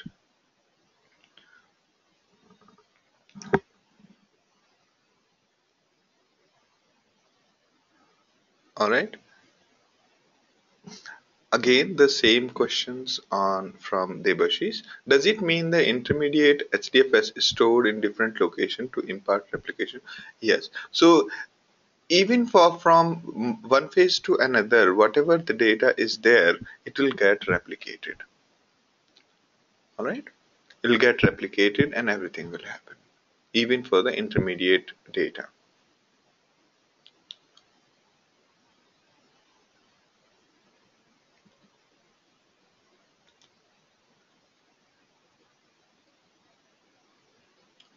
So Shantanu's question is, as far as I know, RAM is quite less on data node. That is correct. So traditionally we had smaller RAM, but but since Yarn distributes the data, so it will utilize only the RAM which is available.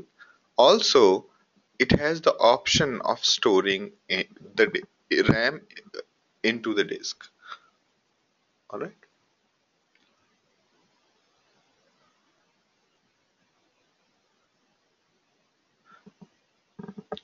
All right. Here is Naren's question, his clarification to it. Yes. I'll just answer quickly. Yes.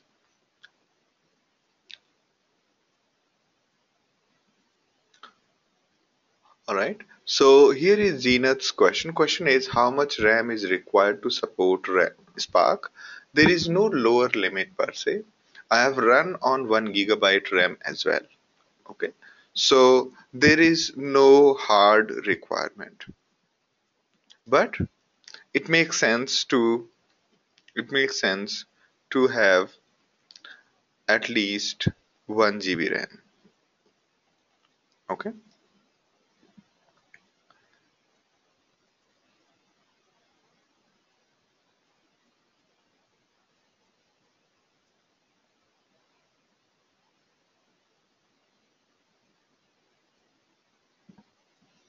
All right.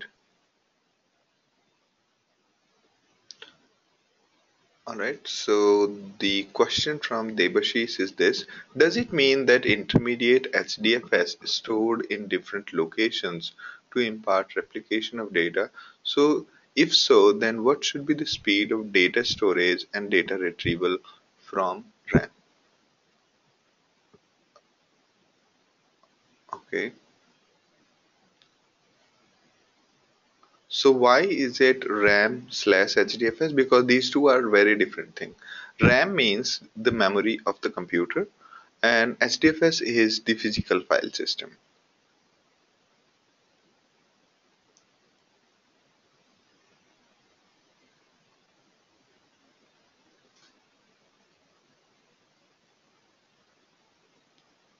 All right.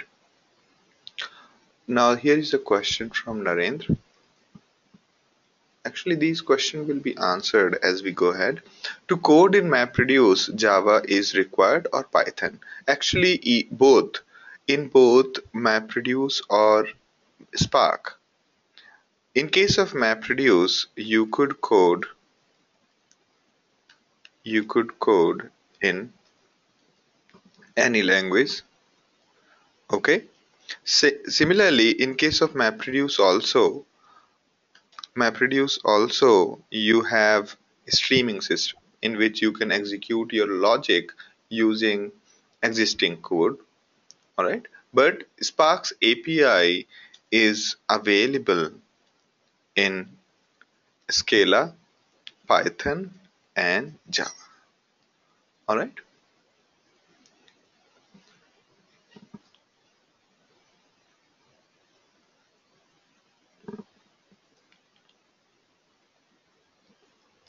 The question from Vinod is, to execute a Spark program, is it mandatory to use Hadoop library or can it execute? Yes, it can execute without Hadoop. Okay. It has basically Spark needs. I'll come to these things in detail.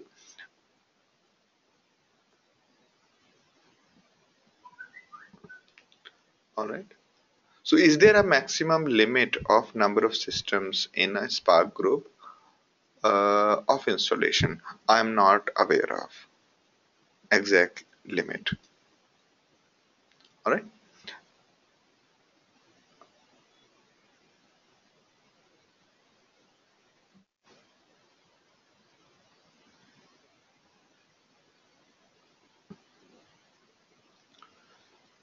So Vamsi's question is, and to adding to the previous question, which programming language is recommended? We do not recommend a particular programming language, but we prefer using Python because learning in Python is fun, quick, and if you are using Python, if you're learning Python, it makes sense because you can use Python elsewhere at a lot of places. So that's the reason why, because we found that lots of people want to learn Python and also want to learn Spark. So we have started with Python Spark. Although honestly, there is not much of a difference. Okay? In my honest opinion, there's not much of a difference between Python and Scala or any other language. All right. All right. So, because of the design decisions, the way we were talking, that Spark tries to utilize RAM instead of putting everything into disk. And because of those kind of design decisions, Spark is around 100 times faster than Hadoop's MapReduce. If we are doing using memory only, if MapReduce is being run only on memory, then it is 100 times faster, and if it is run on the disk it is approximately 10 times faster. Although these are the claims,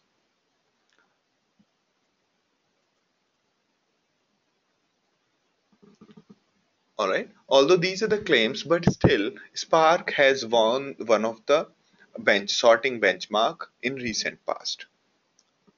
So it is built on the similar paradigm like MapReduce.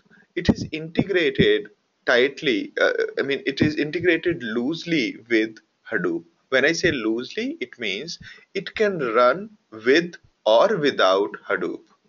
All right. It is not integrated tightly with Hadoop. Otherwise, it would be always running on Hadoop. For example, the MapReduce component of Hadoop can only run on Yarn inside the Hadoop. It cannot run without the Hadoop. All right. So, in very simple words, Spark Core is a fast and general engine for large scale data processing. Keep in mind, Spark Core does not provide you a way to store data. Okay? The way HDFS provided you a big storage in which you could store data happily as much as you wanted, Spark Core does not. And therefore, Spark Core relies on other data sources. All right? There's a question from Deepak Pandey. Question is, how Spark is related to JavaScript console? I'm not sure if it is related, but probably the only similarity is Scala Spark and Python Spark has also a console similar to your JavaScript. That's the only similarity I can think of. All right. What is streaming data? We'll talk about streaming data, don't worry. All right. What other storage databases that are recommended? We'll talk about it again. Rahul. All right. Great. Great. So we talked about Spark Core. Spark Core is in very simple words, it's a computing paradigm. Okay. It provides a computation. It's a fast and general engine for large scale data processing. Now, this engine called Spark Core can run on top of multiple systems. One is on Hadoop Yarn. As we all know that Hadoop Yarn is kind of a virtual machines running on the whole cluster. Okay, so anything you can ask Yarn to execute, it will execute the same code on all the machines.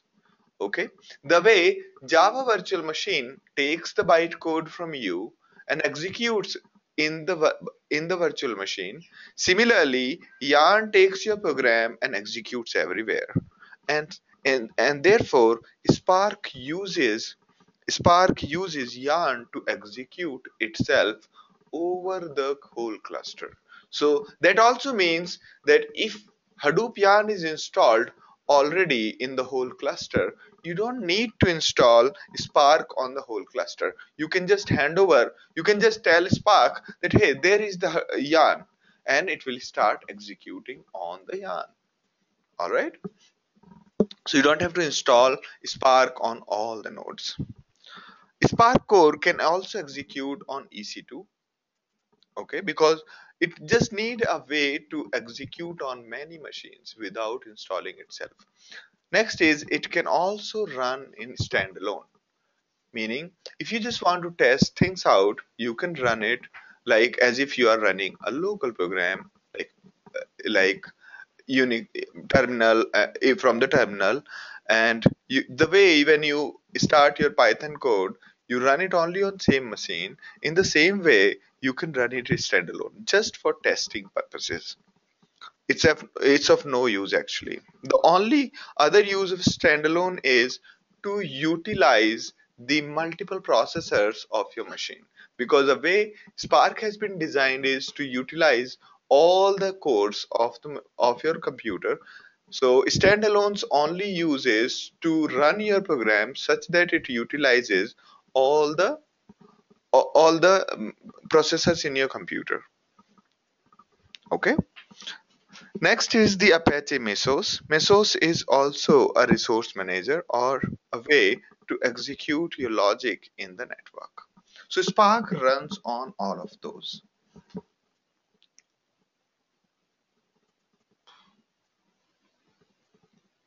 All right. Now,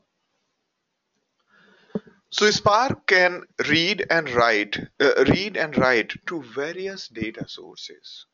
It can save to any of these data sources, such as reading data from HDFS, HBase, Hive, Tachyon, and Cassandra. Now, in case of HDFS, it can also make sure that the raw logic is running near to the file, near to the data when it's loading from HDFS. Same is the case with HBase. It can ensure that while running the logic, when it's running the logic on the data, it runs that near the HBase, near the node which is containing that particular section of the table. All right, and it can also read data from Hive, Tachyon, and Cassandra. Also, it can read the data from almost all the relational databases via JDBC. Okay, it can read the data from various kinds of formats. It can, such as it can read the data and parse XML, JSON, or any other thing. Because if your programming language like Python, Java, or Scala, if they can read JSON or XML, then it will basically use the same library to load those formats. All right, and Spark can read the data from any format, be it Hadoop's Avro format or be it sequence files. So it can read from almost every format available to us. So the data in and data out is not a problem. All right, is not a problem at all.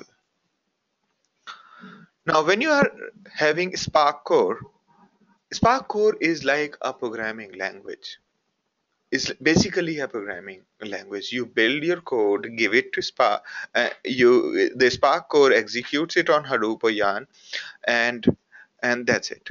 Now, on top of Spark core, lots of people work on it, and they have built a very beautiful layers on top of Spark core, so that you don't have to do a lot of hard raw programming. You can straight away use what is available there. For example, in case of SQL, the Spark provides you a great SQL interface, and people can just start using SQL without having to code the data. If you have ever tried to do the things that SQL could do by the way of programming, let's say you are given two files and you have to join them using a program. It will be very, very, very difficult. While using SQL kind of infrastructure, you can quickly do that, right? Therefore, the way Spark has brought Spark SQL on top of Spark Core, it makes your life easier and you don't have to do a lot of coding. All right. Second is Spark streaming. Some people realize that the Spark, since it when it loads the data, it loads it onto all the computers in the memory. In the same way, since it's using RAM extensively and is very fast, therefore people also thought of using it for streaming. And what does it mean by streaming? There are three connotation of the streaming. I'll try to clear it, okay? I'll try to make it very clear, okay? One is video streaming, okay? Which is like YouTube, playing the video, okay? Second is streaming your data through an application, okay? Such as or using, what do you call them? Okay, streaming your data through an application. That's another connotation, such as using Unix filters or Hadoop streaming. Okay, so there is a program, if you want to pass your data through it, that is also called streaming, right? Now there is a stream processing, or okay, in which handling huge data per second. Okay, the rate at which the data is coming to you is really high, and if you have to do that, then it's called stream processing. Okay. As part of processing, you basically convert lot of incoming data into the windows, in the windows of data. Okay. You basically accumulate per seconds data into the window and then do the streaming. All right. Third is that MLlib.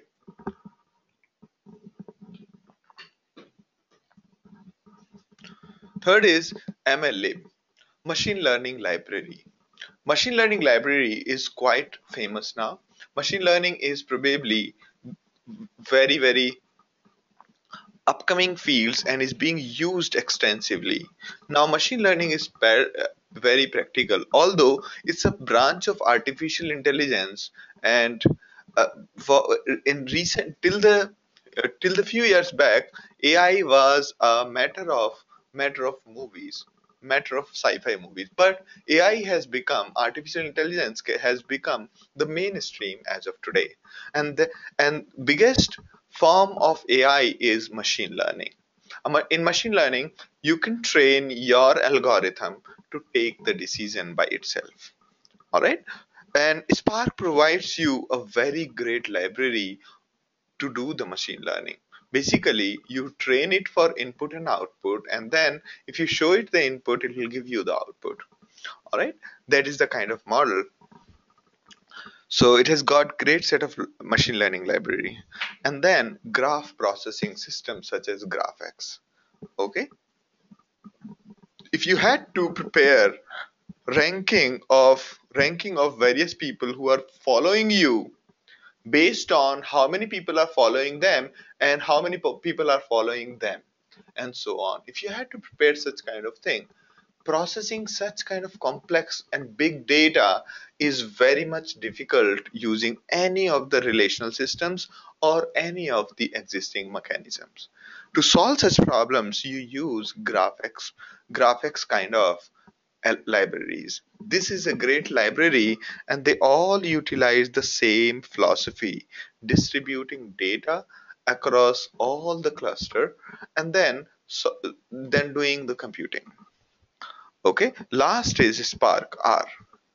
R is probably the most popular language for churning the data, and R also has biggest set of library on churning the data.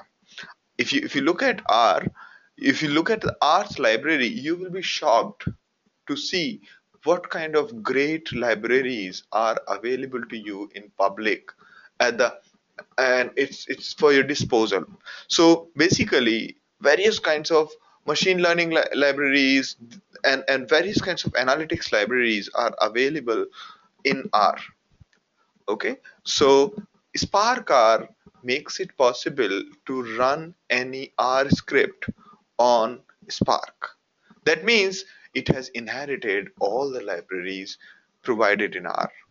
Okay, so that is probably one of the biggest reasons why lots of people are going to adopt Apache Spark, because it is giving you the freedom of doing probably everything. All right, though it's not providing you a database, it's not providing you a way to store records or files, but it is providing you a single stop solution for all kinds of computing. All right, now let me take your question.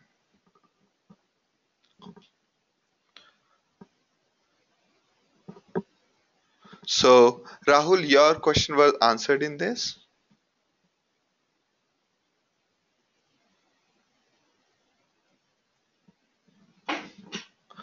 All right, all right, great. Now coming back to Deepak's question, can Spark act as middleware controller like REST web services, Spring MVC? Um,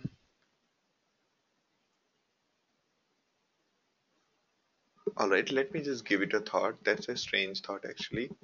So, the middleware like Spring MVC, what they do is they provide the API to the end user, right? And they try to do some sort of conversion from one form to another. All right. So since Spark is running at its own, right? So,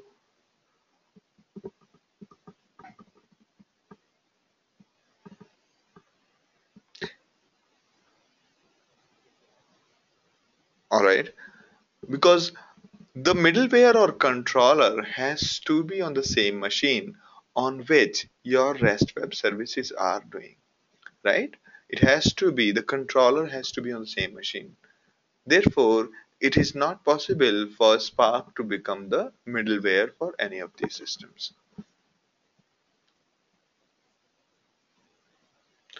All right. Another point from Lokananda is even if it runs the program near the data, it will still have to transmit the result. How is it beneficial to run the code? Okay, very good point. So now his question is this is Lokananda's question. So even if it runs near the data, it will still have to transmit the result. How is it beneficial to run the data? Now, good part about this is generally the results you are looking for are smaller version of the data.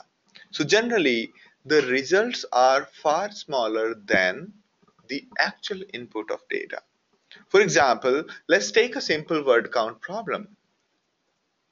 Individually, there are so many words, but we are saying find me the unique words. Unique words may be far lesser than the actual words. Therefore, therefore, the results are generally smaller than the input data, and therefore, transmitting the results is still a viable solution. While if you think about think about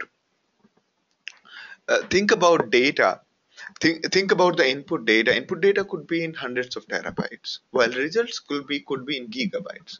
Also, while while processing using Spark, you load the data from HDFS. Okay, it doesn't involve any transfer, and when you save the data back, it will try to make sure the output remains near the same input data. All right, very good question. All right.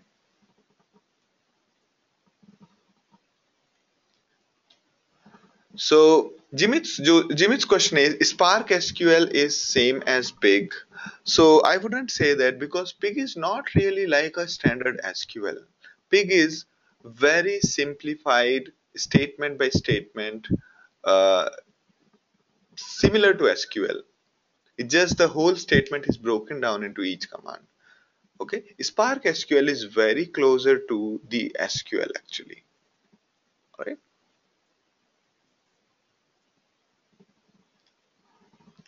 Nitesh's question is my code going to run on each node? Yes. Each node, each node containing the input data.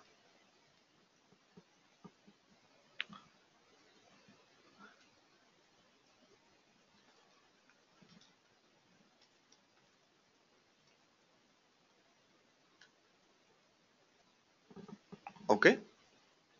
It will try to run it near each node containing your data. Now, there's a question from Rahul talking about streaming. How is it different from Apache Storm? Okay. So, few things. On Storm, not many libraries available.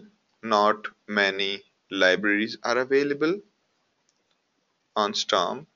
The way you have these kind of brilliant libraries available, so you can use all these libraries inside your stream processing.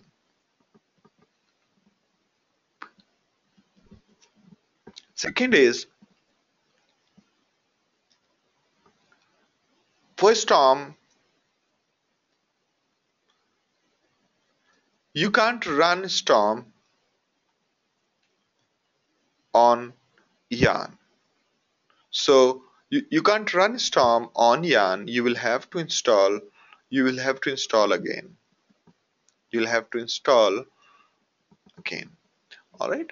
Third is The third point is when we talk about this, Storm is slightly faster. So when your need is that you want to aggregate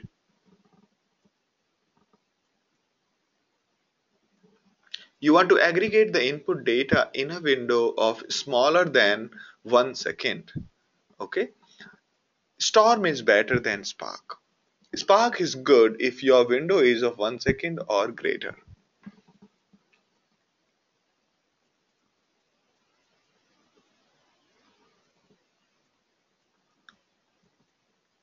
All right. Is Facebook timeline example of streaming? Yes.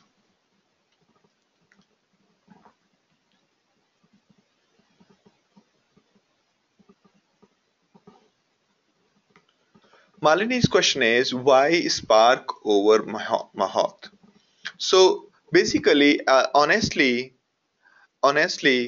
Mahoth is being rewritten to run on Spark. Okay, so Mahoth was just a library running on top of MapReduce. Okay, Mahoth was a library of machine learning functionalities which would run every logic on MapReduce. Okay, while Spark is a full framework just like MapReduce. Okay, now Mahoth was limited by MapReduce. Mahoth was limited by the capabilities of MapReduce, and therefore Mahoth's ability were trimmed down by MapReduce, and therefore they are also rewriting everything to run on top of Spark. All right.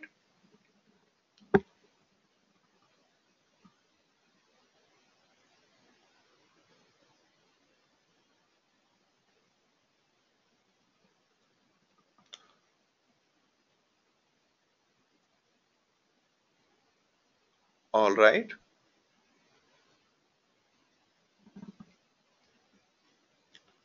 Can you explain with an example how a real world problem is solved with a Spark architecture? So yes, we will go ahead after this. All right, Rahul.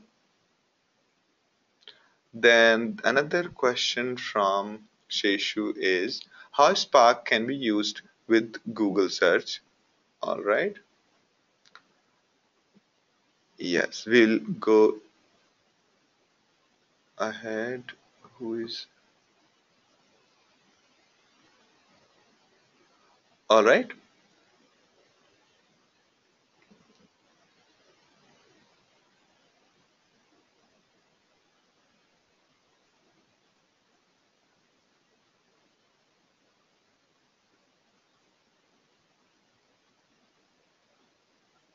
All right.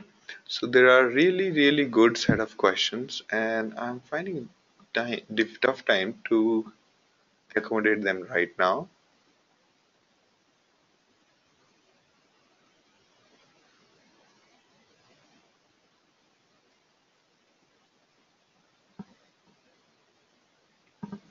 All right.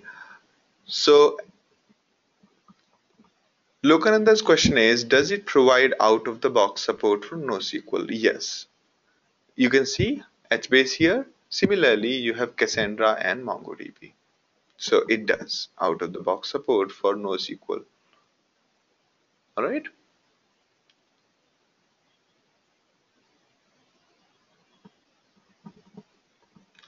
All right. So moving ahead, there are a few concepts which we need to understand before we dive into Spark.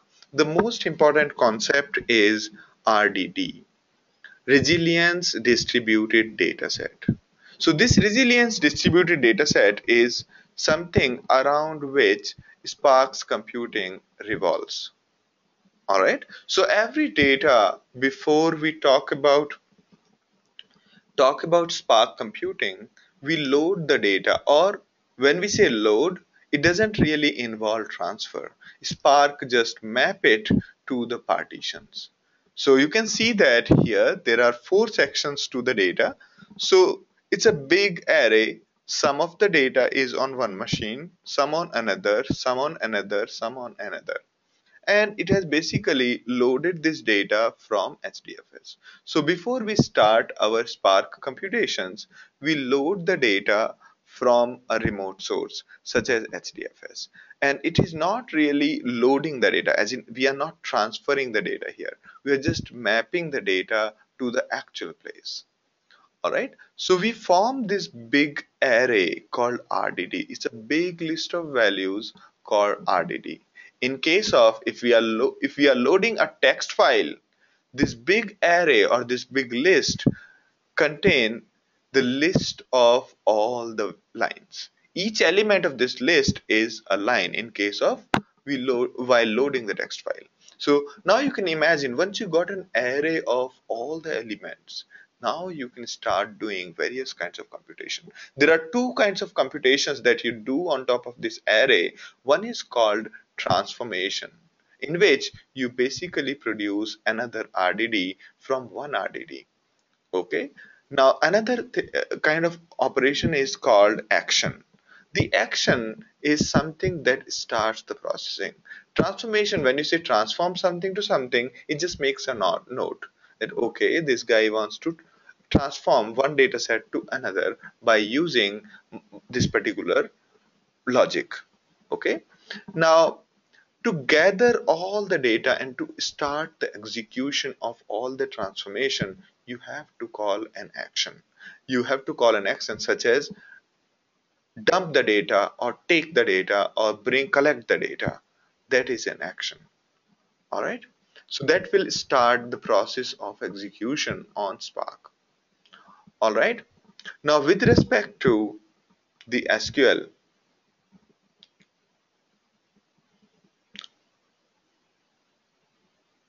now there is a question from Shantanu.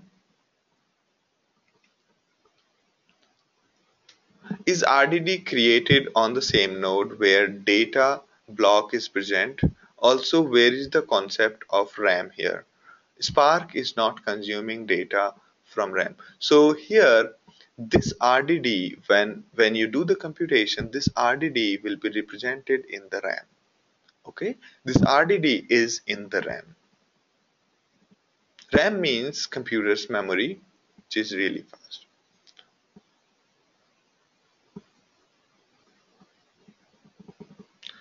Okay, so Deepak's question is how Spark identifies false data? It does not.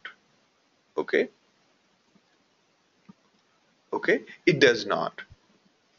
You have to write your logic.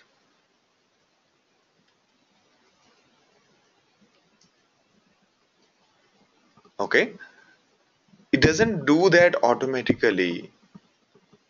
You'll have to write your logic to identify data.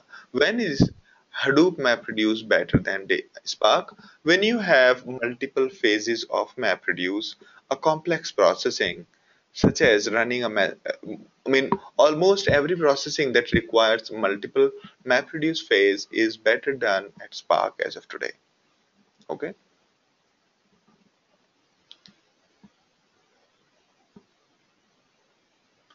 all right,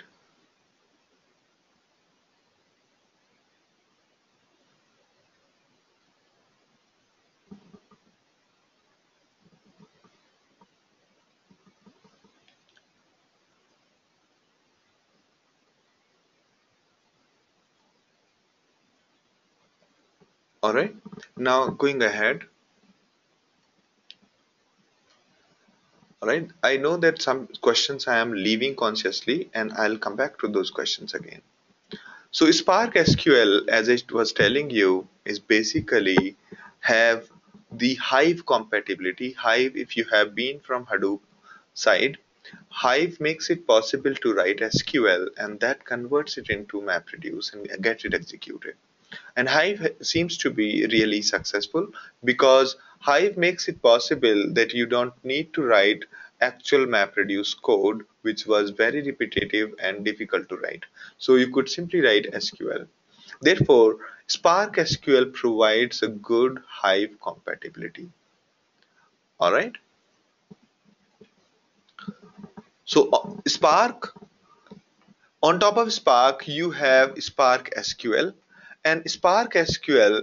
On top of Spark SQL, you have Hive. You can run Hive query language. You can run Hive's user-defined function. You can also use the Serde called serializer and deserializer classes of Hive. Whatever code has been written for Hive, the same can be used on top of Spark SQL. Therefore, anything that Hive could do, Spark could do. Okay, Spark SQL could do. On other end, you have Spark SQL, and on top of Spark SQL, there are JDBC, ODBC drivers available. Therefore, any BI tool, be it BERT, be it your Crystal report, they can all present data by querying Spark. All right. The dataset, the resilience dataset can be represented by any of the BI tools available. All right. Although we have covered Spark streaming quickly, let me just revise it once more. When you have to convert, you have to read the data from various queues. Queues are a continuous source of data. The whole organization keep dumping data into the queues. On the other end, your programs keep on reading the data from queues. So it solves the standard producer consumer problem. Big queue is a very big necessity in almost every organization. All right. For example, in case of Amazon, we had something called SQS queue. Into the SQS queue, all the applications keeps on writing. For example, whenever a seller is writing something, is changing something, a note is written into the queue. So anybody who is interested in that note can read from the queue and take an action. All right. So those are the queues. To process the queues, you have multiple kinds of system. One of most popular one as of today is Spark Streaming. Okay, Spark Streaming is just a small library which reads from the queues and converts the data into RDD, into a resilience distributed data set. And after it has done the processing, it saves the RDD into HDFS or any other dashboards from where it can be presented to various data sources, various dashboards. All right.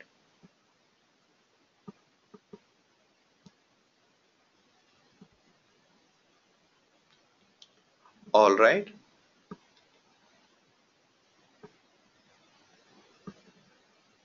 I will take your question in 10 minutes. I think you all have great questions.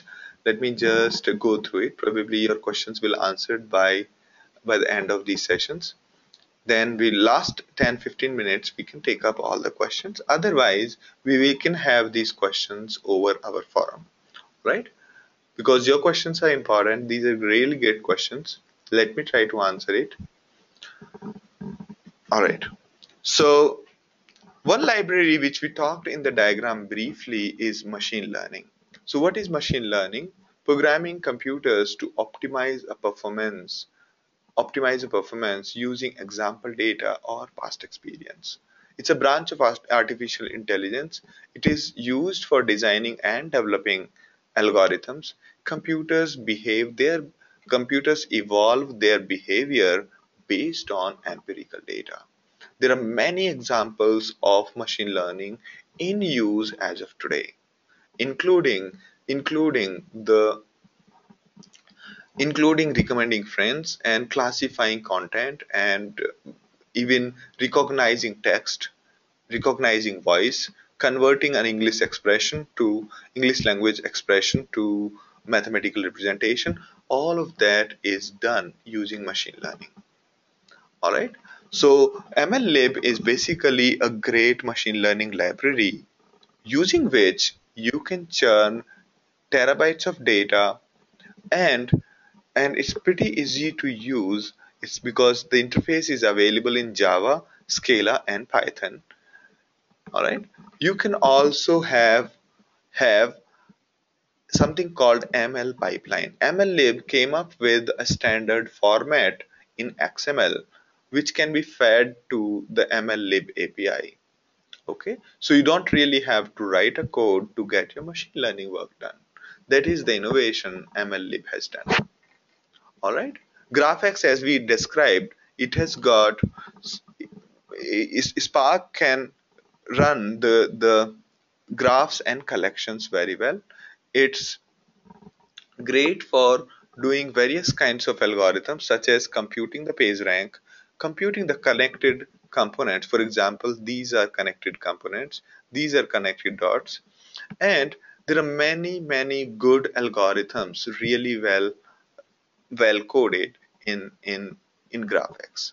These are out of the box available to you. Okay, so Spark R is R on Spark, as I was telling you, and Spark allows existing R functions available. The way the concept of a data frame in R is equivalent of resilience distributed dataset. RDD in SQL is equivalent to R's data frame. All right, now let me take your questions. All right, I'm taking the question. You feel free to ask.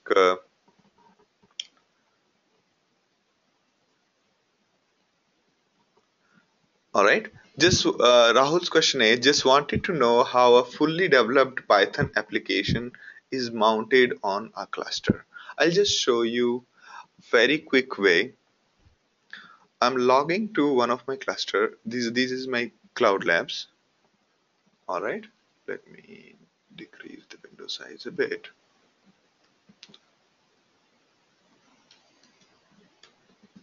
All right. This is my. So here I'm running the Python Spark command line. All right. So from here, anything I say sc dot,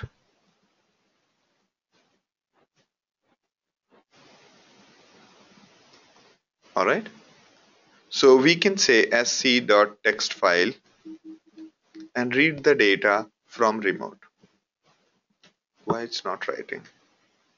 Oh, now it's writing.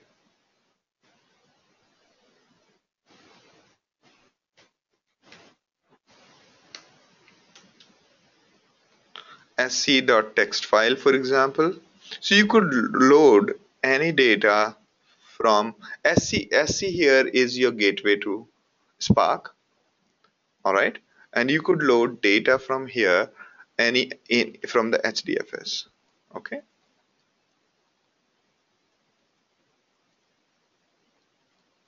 all right, like this.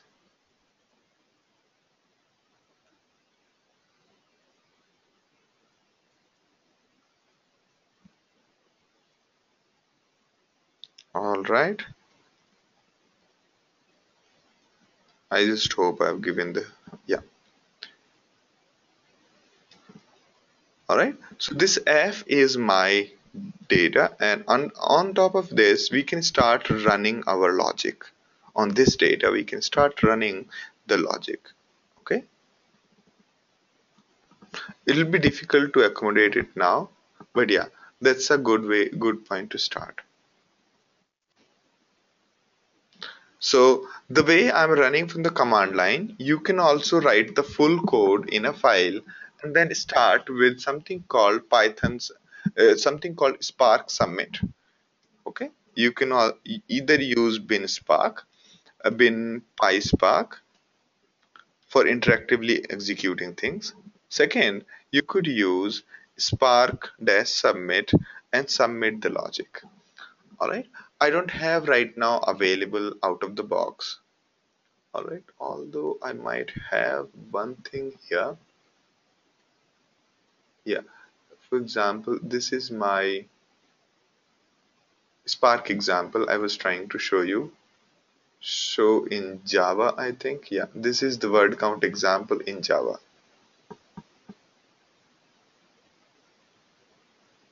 All right, it's loading the file. Yeah, so you can see that, Rahul. So you have the word count example. First, we are loading the data from the text file. then we are running some logic, and then we are just taking forwards and printing to the user. That's all. It doesn't do the actual word count, it's just loading the data, translating it, and then printing it.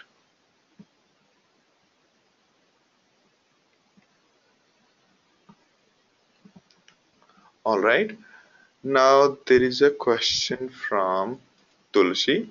Tulsi's question is, can you please explain SERDE? SERDE stands for serializer, serializer, and deserializer. Okay. So when you have a new format which is not understood by Hive out of the box, you define your own SERDE. You create the logic which can convert any input file into records of Hive. Okay, and that is the duty of serializer. And that is the duty of deserializer, converting any input file into records. The duty of a deserializer is taking the input data in the form of columns and rows and convert it into the block of text to be saved onto the disk. Alright, I hope I have answered your question, Tulsi. Sheshu's question is, does Spark SQL convert SQL into job and run? Yes, that's exactly what it does. It basically It basically uses Spark's construct to execute its work on the cluster, and it does it very efficiently.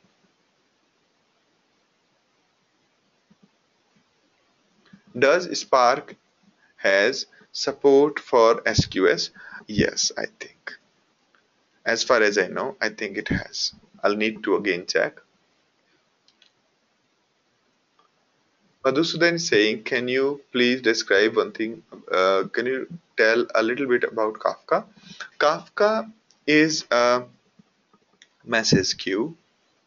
So the important part here is when there are events happening in the organization. Okay, so let me describe in a little bit more way. So for example, if you're building a thick client, all right. So say for example, we have Chrome. All right, you see the Chrome here. This is one example of thick client.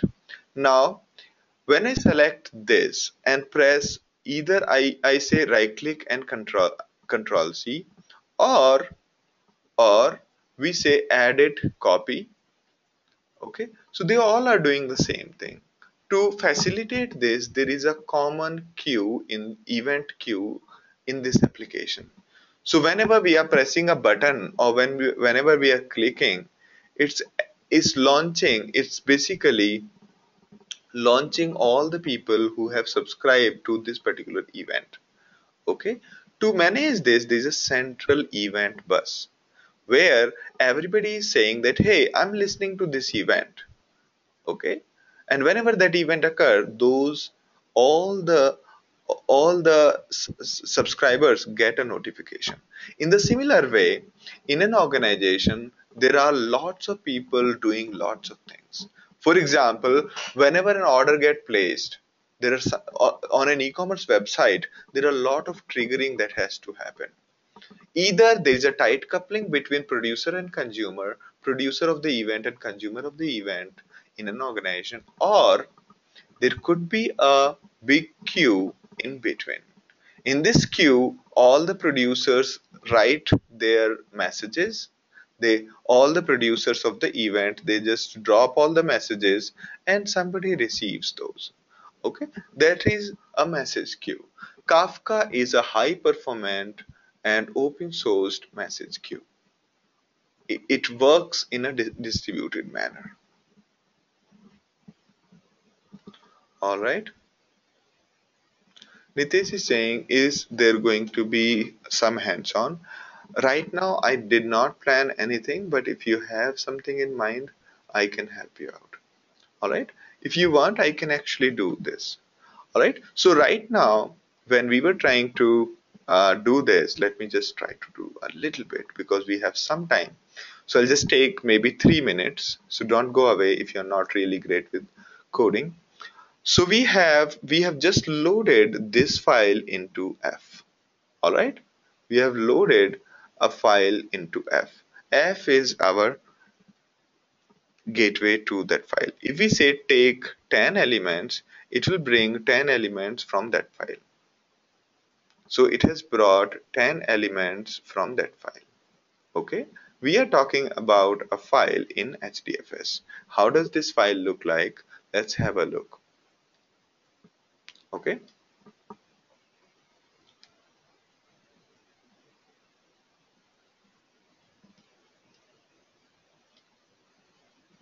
So this is the folder, and we have just specified the folder while we were defining, while we were saying that please load this as a text file. SC is the object provided by Spark in this shell. It's an object provided by Spark to you. Using this Spark object called SC, we are saying please load this HDFS file into F. F is your resilience distributed data set. Okay. Now, if you want to do something on F, we can either say things like f.take, which basically bring data back to you from all the nodes. Okay. Or we could do something like a transformation. A transformation basically runs parallelly on all the nodes. Now, let us say we want to break down. You see this? This is an array. You can see this probably. This is an array of elements. Each element is an element of RDD. Okay. And this array, right now we've just taken 10 elements. If you have a million elements, this will be spread across multiple machines. Okay. Now, if we have to convert this into all lowercase, what will we do? We'll define our function called LC. This is our function we are defining, and we are saying return lower and x. This is how you define a function in Python. Let me just test it with the word called the. It is saying that the lower is not defined. Okay, let's try to do it again. Return x dot lower. Does it work that way? Let's see. You see that? It has converted our whatever argument we are giving to LC, it's converting it into lowercase. Now let's run our function called LC on all the elements of this data set called F. So we are saying f dot map, and we pass the function called LC, and this will generate another RDD which we can check now by saying f1.take. You see this? It has converted it into absolute lowercase. Alright. In the similar fashion, there are many operations that could be done on top of this. Let's say you want to break it down into words. Okay. So whatever line you provide to the words, let it just split it. Okay. So you can test two words, and I say this is a line. What does it do with this?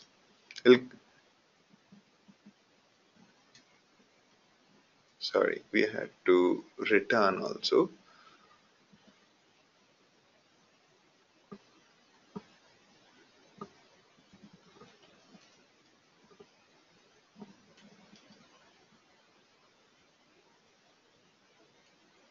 See that? It has broken down. Let's do the same thing. F3 equals to, what was that? F1, right? Yeah. F2 equals to, we are translating the data of F1 dot, we say flat map, and we say two words. Now this two words function will be applied on each of the elements, and when we say f2 dot take, and we say take 10 elements, it is going to give us 10 words, not 10 lines. So we have successfully converted the words into uh, lines into words. Let's say we are trying to compute their frequencies, and what we do is we say f2 dot reduce, or f2 dot count by.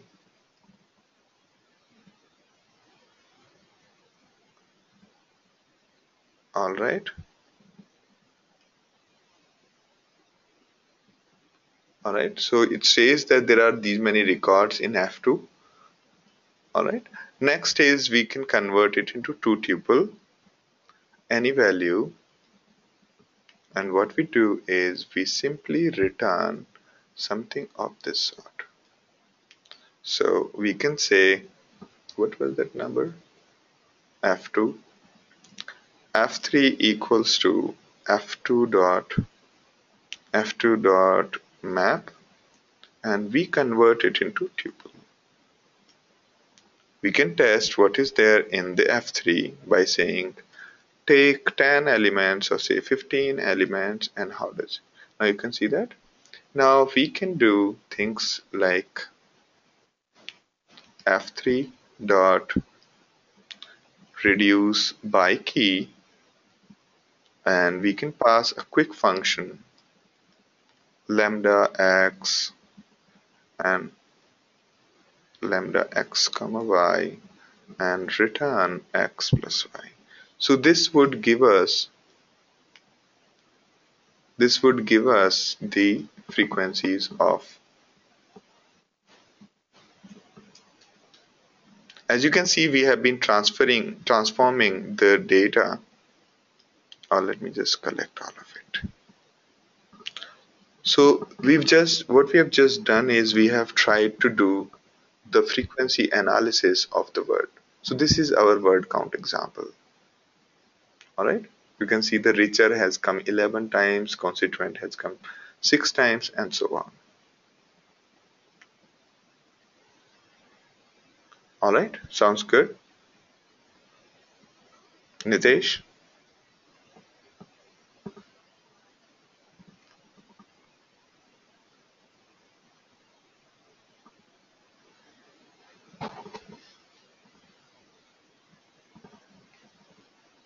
Now the question from Nitesh is, in this example, data is in one node. How do you take? So here, I just took HDFS file.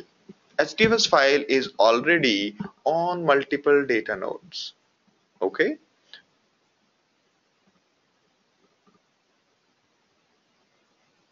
So you basically consolidate data and then load it. You load it from a distributed source, and and Spark will understand that.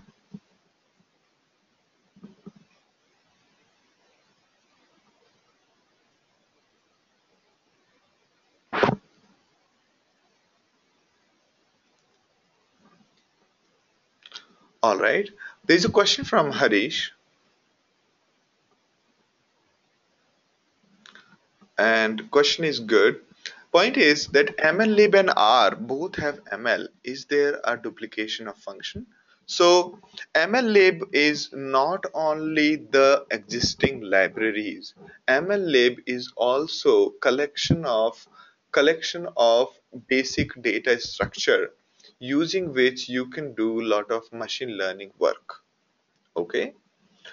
While the similar thing is also available in R, but R is one level above. Spark R internally uses mllib. So if you are comfortable with R, you will continue to use Spark R. If you are not, and you are comfortable with a programming language like Python, Java, Scala, you will like to go with mllib. All right. So pasting the link will not be possible right now. But yeah, if you just drop an email after this, if you want the source code of this example, I could send it. All right.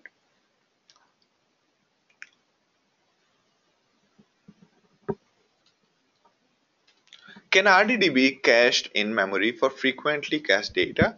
Yes. So caching could be done at any point of time using things like f to f4 dot persist. You could say things like f4 dot persist. So RDD can be persisted. Sounds good? So that every time you collect the data, it does not do the previous sequenced processing. It does not execute the whole transformation layer. It is available right there.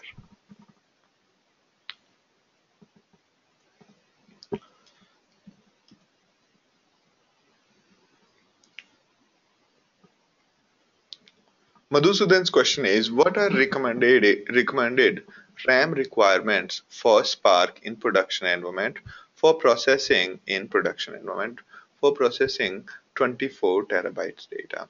It's very difficult actually, because it all depends on how you construct your logic. Okay, for example, I'll give you an example. When I was building my recommender, we were handling around 200 terabyte data. Okay, and on every node we were not supposed to consume more than 200 MB data. On every node of Hadoop, we were not supposed our task was not supposed to consume more than 200 MB data. Now, no matter what we do, we had to build our logic around that. Okay, so generally, since you cannot really load 24 terabyte of data so easily on a small cluster. Therefore, therefore, you will have to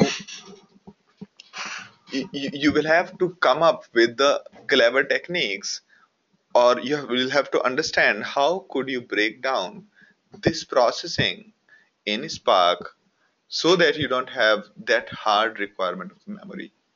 Okay, so you generally don't. This is very difficult to come up with a number like this. All right, because if your your RAM cannot be directly proportional or in a way related to the input data size. All right, do I make sense to you?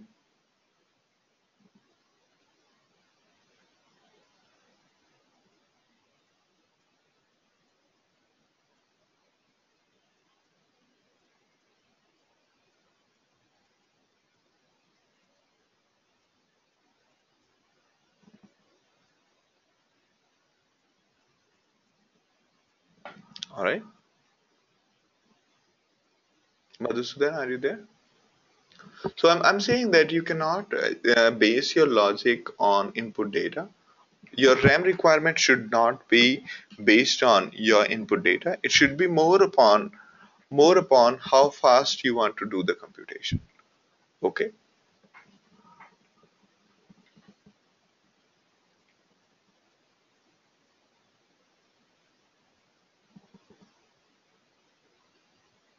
All right. Now going ahead, Hanuman's question is, how about the job market on big data in India as well as in US at the moment and in new? It's pretty good. Have a look at the statistics in the tool like Indeed, Indeed.com, Naukri.com, and others. Okay, so I would say look at Indeed.com's numbers. All right, because I may lie, but those numbers may not. So please have a look at that. The numbers are pretty good. I'm impressed with the because as of today, a Hadoop developer salary is probably the highest out of most of the jobs. All right. Martin's question is, how big is this file? This file is hardly 60 MB. Oh, it's 6 MB actually, Martin. Can see that?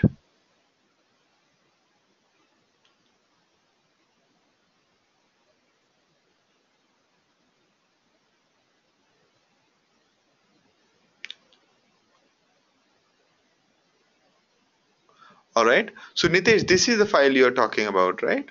This file is not right now, it is on OneNote, but it doesn't matter to Spark.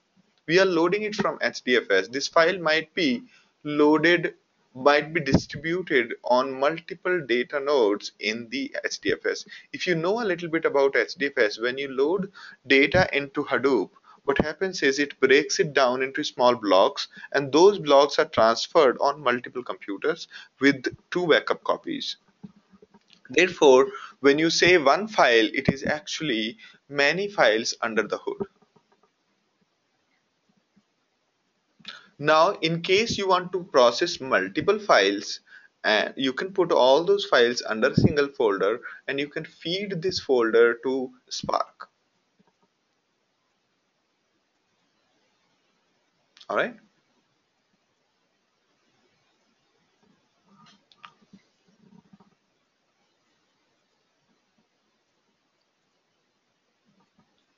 All right. So there's a question from Debashish. Can you please show us how, in a live example of day-to-day life, how Spark is used to process the data? I cannot show you the hands-on right now, but I can explain to you. Okay?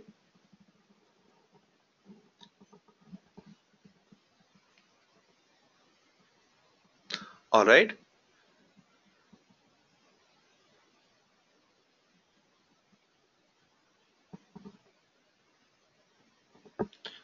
All right. So let's take a case of small example. I'll take a case of the way we were doing at Amazon, but we are doing a different tool. But same tool, same thing could be very well done by Spark as well.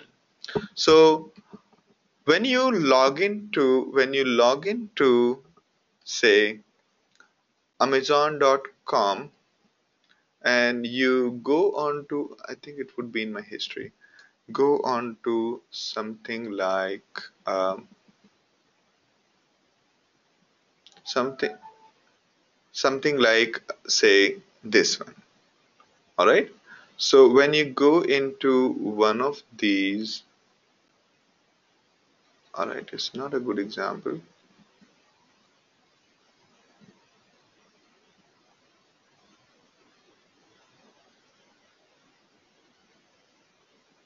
Let's take this example. All right. So here, do you see this image here? In this image is being computed based on lot of data, and this data is continuously changing. So, and this data is being changed by all the sellers who are selling this particular device. So sellers are writing data to, basically sellers are making modifications, and these change events are being pushed to the queue. Okay, queues such as Kafka, and these events are being picked up by Spark, which are these events are going into Spark, and in this Spark, based on these events, we are collating all the events related to this particular phone together, and then we are processing, like bringing all the images and then comparing all the images and then figuring out which one is the best image out of all, and then saving that into the disk. All right. And disk, so that when user comes here, it automatically will have the pre-prepared image which Spark did at the time of user, at the time of seller changing any of the metadata.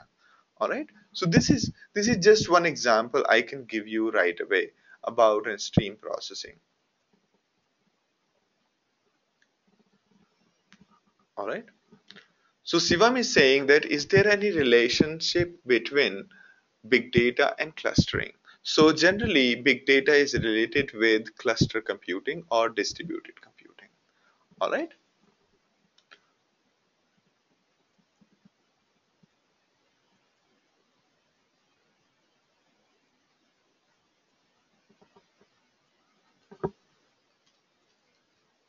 Hanuman's question is, if in the last question of handling 200 terabyte of data, if you were managing only 200 MB on each node, then metadata will. No, actually, here, when I say 200 MB, I'm not saying that 200 MB of file.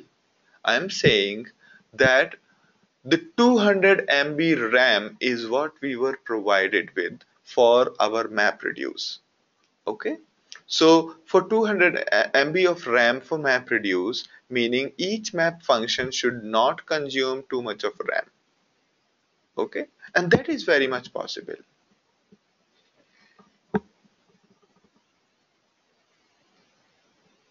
All right, all right. So I'm already running 3.5 minutes late. So,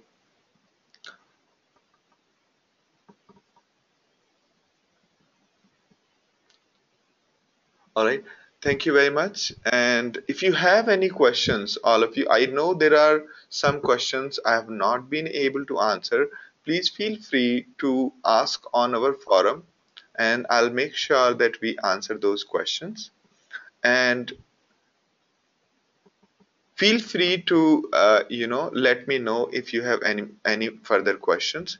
Our email ID is reachus@nobigdata, and there are other sessions. These upcoming sessions, you can have a look at the website. These dates are not correct. So the other one that is coming is on 17th of October at 8:30 p.m. All right, IST. All right. So if you have any questions, feel free to ask on the forum or let us know if you have any question at all. All right.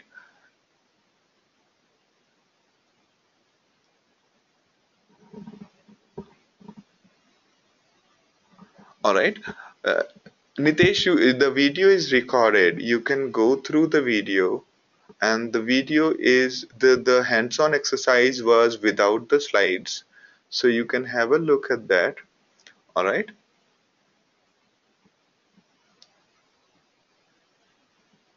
So whatever I have done here, it is almost on prompt too. All right.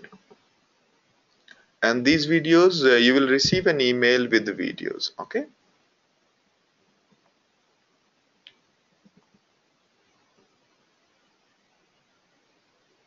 Yeah, yeah. You can do with the separate data set yourself, or you can join the session, or you could post the question on the forum. I can answer there. All right.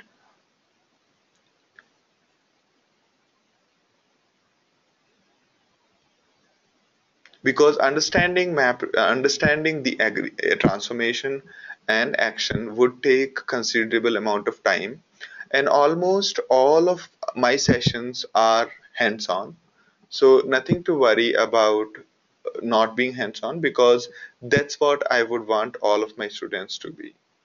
All right. Okay. Thank you, Debashis. I'm happy that you found session good and knowledgeable.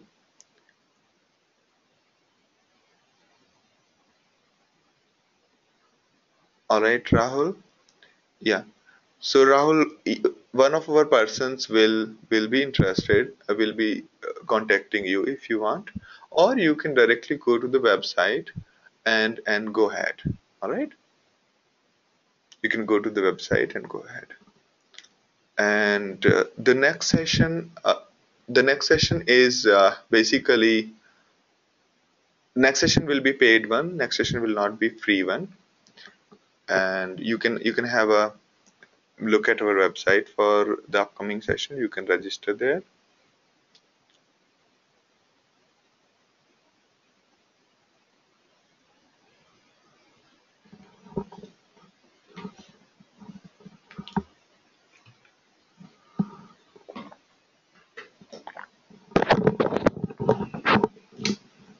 All right.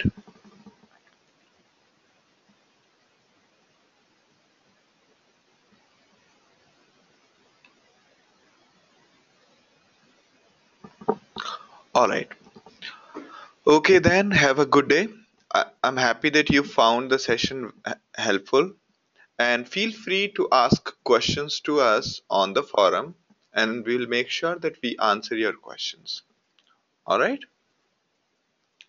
Thank you, Rahul. Thank you, Lokanand. Thank you, Debashish. Thank you, Nitesh. Thank you, Vamsi. All right. Have a great day. Thank you, Ashutosh. Thank you, Balaji. Uh, thank you, Chakra Pashni. Thank you, Debashish. Thank you, Deepak. Thank you, Hanumant. Thank you, Kabul Shah. Thank you, Kula Pradeep. Thank you, Lokanand. Thank you, Martin. Thank you, Narendra. Thank you, Nitesh. Thank you, Pradeep. Thank you, Rahul. Thank you, Rajesh. Ranveer. All right. Thank you, Ravin. Thank you, Samrat. Thank you, Shishu. Thank you, Shantanu. Thank you, Shilpa. Thank you, Sivan. Thank you, Shiva. Thank you, Shubhankar. Thank you, Tulsi. Thank you, Vamsi. Thank you, Vineet. Have a great day. Bye bye.